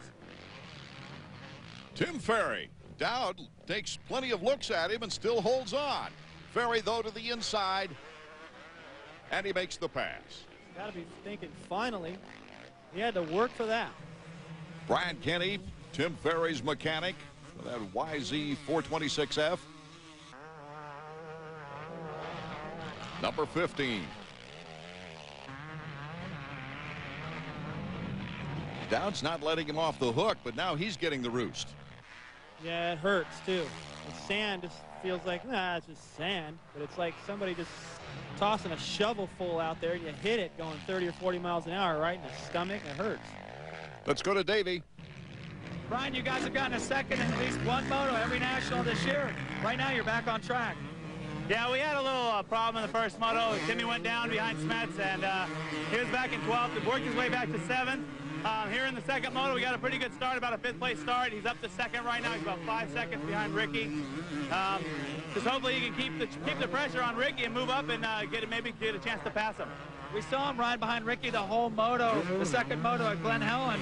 What can he do different this time to actually make a pass? You know, Ricky's really fast out here. I really don't know. He just have to follow and find out wherever Ricky's weaknesses are, and hopefully he can capitalize on that. Brian's absolutely correct, because if Ricky wins here today, that's 4 out of 5 years as a professional, and he's taken the checkered flag home with him. You see the way that Ferry is pushing, coming down that hill, riding the nose into the berm, still getting into the berm, not losing time, but he's really trying to push it hard, force Ricky to ride well out front. If he doesn't have the pressure, Carmichael that is, well, this is just an easy moto win. Might as well give it to him. Ferry's making him earn it. There's Wyndham behind Dowd and Ferry. And Mike Morocco Joel Smets currently in 6th. A lot of the Euros getting used to that one moto, not 2 motos like they've changed the format in Europe. I don't know what they're thinking over there. They don't like it either. No, I know Smets doesn't like it. I don't even know what's going on. I think maybe for television, I can understand trying to bend a little bit for television because that can do a lot for your sport, but if it changes the sport, you got to take a longer look at the decisions, and I think Smets is happy to be over here racing with us. And he's represented himself well despite the travel lag he's experiencing, obviously. In about 10 more minutes, he'll be kind of wishing that it was just one moto format. This track is so rough today. He's doing good. You know, I really never seen him ride much, and I'm impressed. He picked a difficult track to come ride on, and here he is battling it out with guys like Rocco, who we praise all the time for being tough on tracks like this. No question about the strength of Joel Smets and the conditioning, that's for sure. The team that's having a rough time of it here today, even a former winner here, Ezra Lusk, and Team Honda. Let's go down to Davey. It's been a terrible second moto here for Team Honda. First of all, Ryan Hughes, who hurt his knee in practice, started the first moto, pulled off, didn't even come out for the second moto. Ezra Lusk, he got lapped almost twice in the first moto. He's running about 10th. But the really bad news is points leader Sebastian Tortelli has fallen twice. He's not even in the top 20 right now. Terrible second moto for Honda.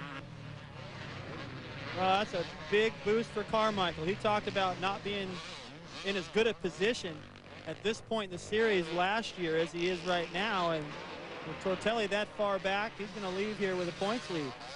Tortelli, every year for the last 3 years, has held the #1 position in points at one time or another, usually early. But injury and bad breaks have taken him out of it. Well, this time it's his own doing. And he's certainly had some opportunities with Carmichael messing it up. Carmichael's been trying to lose this thing for the first 3 rounds. Now he's starting to get it squared away. Uh-oh, that's Villeman. 9:34, David Villeman, who comes off a victory in the last round, is not happy at all. Southwick has not been good to that guy. It looked like the bars were bent. I don't remember seeing him go down, but it seemed like the bike was tweaked a little bit. He may have been favoring his left side a little. Look at Ricky. Nobody goes through that corner wide open. Now, let me just tell you right now, if you have aspirations of being a motocross champion or a supercross champion, you better like to go fast and like that rush, that scary feeling you get when you're a kid and you go on a roller coaster that your dad made you go on. That's how Ricky feels, and that's his drug. He's got to have that to go this fast. I mean, it's scary to go that fast at times, and it doesn't bother him. He's got a good chance to take over the points lead now. Ricky Carmichael, looking for the sweep, is looking for his first overall victory of the season. Join us June 30th for round 5 from Budds Creek, Maryland.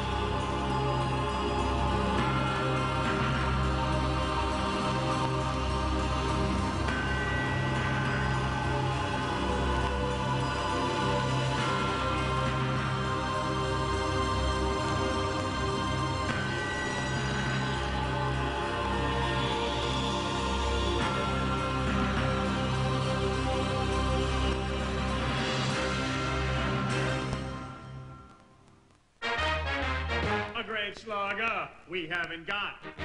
A great pitcher, we haven't got. A great ball club, we haven't got. What have we got? We've got heart. All you really need is heart. When the odds are saying you'll never win, that's when the grin should start. Now you're getting the idea. baseball tonight, every night at 10 and midnight on ESPN. We're back in Southwick, Massachusetts, where Ricky Carmichael is putting the clamps on a sweep, a 1-1 sweep here for a possible overall victory. Mike LaRocco in 5th spot. He's pretty much all alone right now. There's not a whole lot he can do about it either. He's just looking at the watch going, please show me that white flag. Because earlier in the week down here testing, he injured his shoulder. We talked about Langston putting in such a tough ride, how much pain he was in.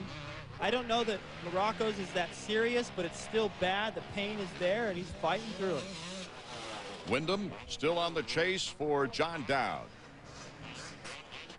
There, LaRocco, one of the 5 winners, previous winners of this race, that appeared at the gate to start it. That was a pretty talented starting gate. The start of this first moto, and people are asking me who's going to win today. I'm like, I don't know. I have no idea. Ricky says he's going to, but he said that at the other rounds too, and he hasn't. So the international flavor in this race, the fact that Henry came back out and was up front for a while, Dowd having a good ride. What a great day of racing. Well, it's made it fascinating for the fans. They're getting an education and a good show. And, you know, Kevin's lines, I don't really notice so much difference in the way he's riding this moto, other than just the lines he's taking seem to be flowing a little bit better. He's able to hop over some of the big holes and get in and out of the berms a little bit better, and that just makes you feel better, more confident, more comfortable on the motorcycle. He's getting a better result here. Had his worst finish moto-wise in the first one here at Southwick, a 6th. That was after coming off a 2nd overall, a 3-2 in the last race. Yeah, this moto's just going a little bit better for him. Back there's back in, hopped out over the berm, but it kind of worked out good. It sliced him right back into the inside. If he gets Dowd here, I'll be impressed. I know Dowd isn't going to give it up. And Carmichael already talking about how hard it is to get by those 4-strokes.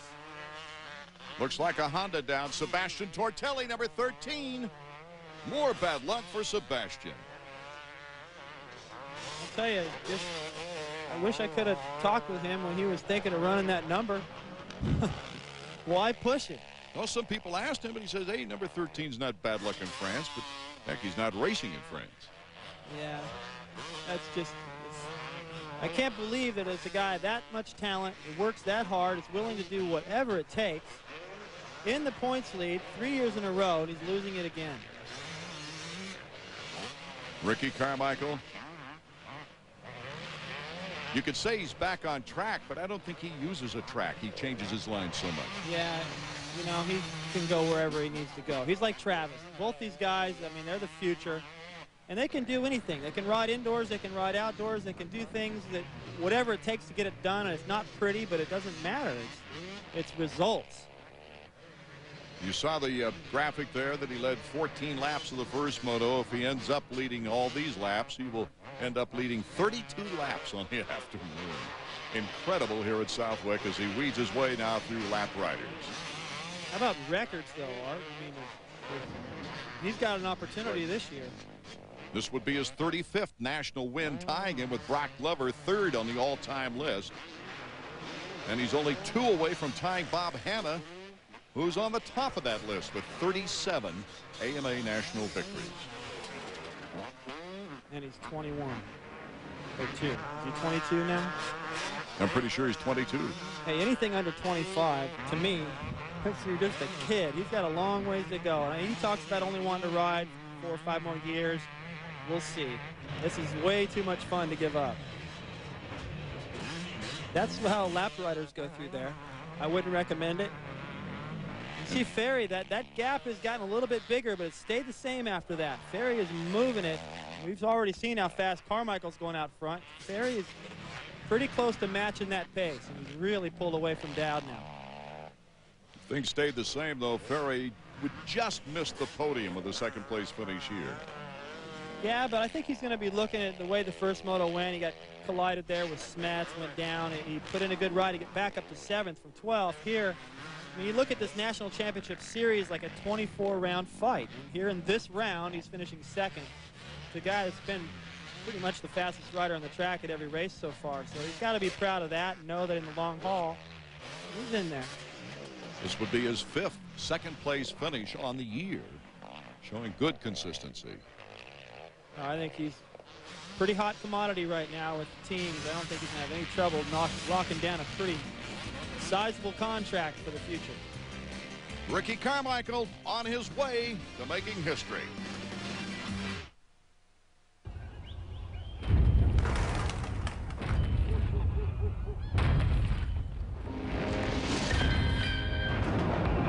Introducing the all-new Silverado Heavy Duty. The most powerful heavy-duty pickup you can get. Silverado Heavy Duty. More truck from Chevy. When Suzuki introduced the original 4-stroke DR 350 and dual sport 350, it rocked motorcycling. Now, it's happening all over again. Introducing the all-new DRZ400 and DRZ400S from Suzuki. 4-stroke thunder. On-road or off.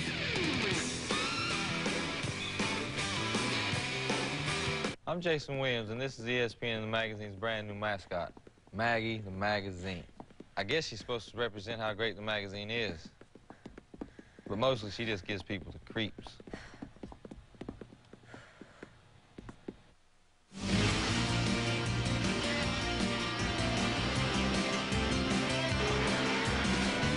The Chevy Trucks AMA Motocross Series is brought to you by Chevrolet Trucks, the most dependable, longest-lasting trucks on the road. And by Honda, the company that defines performance on two wheels. Performance first. Welcome back to the ending of round 4 of our Chevy Trucks Motocross Series. And it's Ricky Carmichael who's putting the clamps on this one. Finally started to back the pace down. He's looking around at second place, which is still Ferry. I think Ferry backed it down first, going, I don't want to go this fast anymore. It's almost over. So Ricky, he noticed that he had a pretty good sized lead and figured, you know, it's been a long day. Why not just cruise a little bit? Looking for his 5th moto win of the season, Ricky Carmichael. And what a tremendous race he's put together here in the 2nd moto. Davey Combs is with his mechanic, Chad Watts. Davey? Well, Chad, with Tortelli having a lousy moto and you guys going 1-1, you're back in control of the Outdoor Nationals. Yeah, we are. I mean, it's been a pretty good day considering the way it's been all year. And we're actually pretty fortunate for where we're at coming into here, considering all the not the so great, not so bad first motos. But he done his book work, and we're making him happy. And there's still 8 more races after this, so we'll just prepare for Budge Creek after this event. You guys made it through all that bad luck. It looks like now it's other riders' turn to have some inconsistencies. Well, I mean, you can pretty much count on an outdoor series that everyone's going to have a bad moto or a bad finish overall. It's not like Supercross. So I don't wish that luck upon anyone, but by stats, I mean, that's the way it's going to be, and we just got to capitalize off every little bit we can get. Well, they take nothing for granted, do they? No, the other thing I really like about those two is they always talk about, you know, we need to win both motos. It's just a disappointment if they don't, and they expect that. You never hear that kind of talk out of anybody else. It's always, well, we hope, it would be nice if we, that kind of stuff, not we expect it. It's a very different result in your mind before you even do it. If you're expecting something, that's the way Ricky approaches the races. Well, John Dowd certainly has not given up 3rd place yet. I mean, he is badgering Kevin Windham for that spot. Kevin's fighting here. The first moto looked like he gave up just a little bit down the end. His guys were going by him. It wasn't clicking. And you could see him just, his riding style. Just, well, you know what, I'll just take what I can get here. But this moto, he's fighting for a little bit more. Ricky Carmichael looking for victory as he sees the white flag for the final lap. You know, with him also, Kawasaki starts setting all kinds of records. They had back-to-back winners here at Southwick in '93 and '94 as that battle continues between Windham and John Dowd.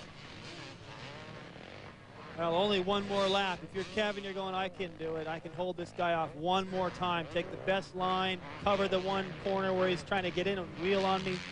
And for Dowd, you're thinking, oh, I got this guy. One more. Both of them are confident they can get the job done. This should be good. Dowdy tries the outside. Will that four-stroke power work against the two-stroke Suzuki? Dowd on the outside, and of course the hometown fans are cheering for him. I think these guys are exhausted right now. I think John Dowd had the hometown thing going there. That might have made the difference because it looked like Kevin sat down way too much in that whole section when John got by him. If he would have just stood up and wheeled over a few of those holes, I don't think Dowd would have had the speed to get by. Now this would give Dowdy second place on the podium if he holds it. Ricky Carmichael, meanwhile, becomes the first rider in Southwick history to win back-to-back races. And you really see a difference in speed, don't you? When you go back to Ricky, the way he went around that corner approaching that uphill was like he was on a 500. He reads the soil so well. I've always admired the way that my neighbor, Victor Sheldon, one of the great jet ski racers, how they can read the water and figure out the smoothest way through there. These guys do the same thing on land, and it's just amazing to watch. Well, this track is very much like water. It changes every lap, and the checkers are out for Ricky Carmichael. His first overall victory of the season, and as well takes over the points lead. This famous track which holds so many rich memories. Ezra Lusk won his first 250 National here. Volan won his first 125 National. Jeremy McGrath won a race here on way to a title that many said he would never win. But who can forget Doug Henry rocketing off the hillside right behind me, crashing, breaking his back, only to come back 3 years later and win here at Budds Creek on way to the 250 National Championship. The most famous crash in motocross history, and then glory in the long run for Doug Henry. Several GPs have been run here at Budds Creek. Who can forget the scene in 1999 with Kevin Windham, the American flag draped around his shoulders after beating Belgian Stefan Everts and the rest of the international field. Well, David Bailey, this track was deluged with rain for 3 straight days. It quit last night. The track, though, now is in perfect condition. Well, like Mount Morris, they've had their share of mud races here, but today they've gotten really lucky with the weather. The track is perfect. They did a lot of work with the dozers to make sure these guys had great conditions. Now let's join Davey Coombs over at the starting line. Guys, the track was so muddy yesterday, they asked me to do the helmet cam during the qualifying. So I'm actually sitting here on the cement starting gate. You can see the guy holding the 32nd board down there. This is the 125 LCQ. Card sideways, it's going to be a second-year start.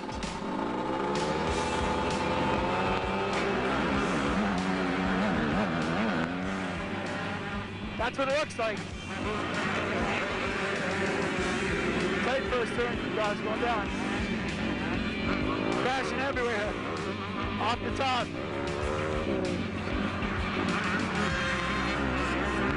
Down the bottom. Off the top. That's the Henry double.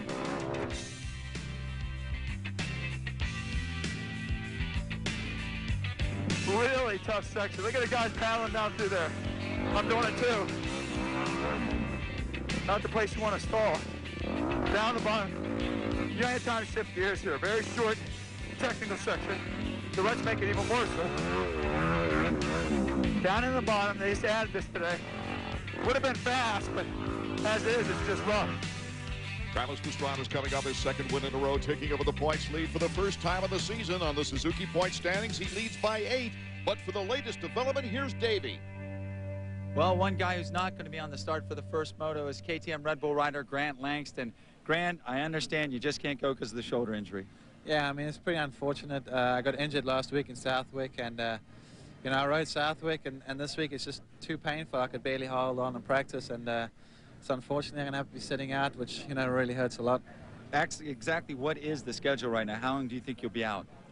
We're not 100% sure yet because it looks like I'll have to have the operation because it's a pretty bad separation, you know. All the ligaments are snapped, so it looks like an operation, and that could be out from between, they estimate, depending on the damage, 3 to 6 weeks. So hopefully it's the 3 weeks rather than the 6 weeks. You won the first 2 nationals. You were the points leader. How disappointed are you now to basically hand the title over to a Pastrana or a Mike Brown? Yeah, you know, it hurts real bad. You know, maybe if I was in 5th place in the point standing, it would have been all right. But to get injured while leading the series, you know, it really kind of hurt a little bit. But after, you know, after I was able to ride in Southwick, I thought maybe I could get around this injury. But it's just no ways. I cannot. All right. Tough break, Grant. We're sorry to miss you. Thank you. Thanks very much. Grant Langston out here at Budds Creek. Really sad news competitive-wise as we take a look at the Suzuki starting grid. Travis Pastrana, Mike Brown now has to take a leadership role in trying to make a points race out of it with Brock Sellards and the others. The veteran Larry Ward, who's had a very good season this year, coming back after not running the Supercross Tour. Roderick Tane riding with injuries as well. Danny Smith. Keith Johnson has had a couple of top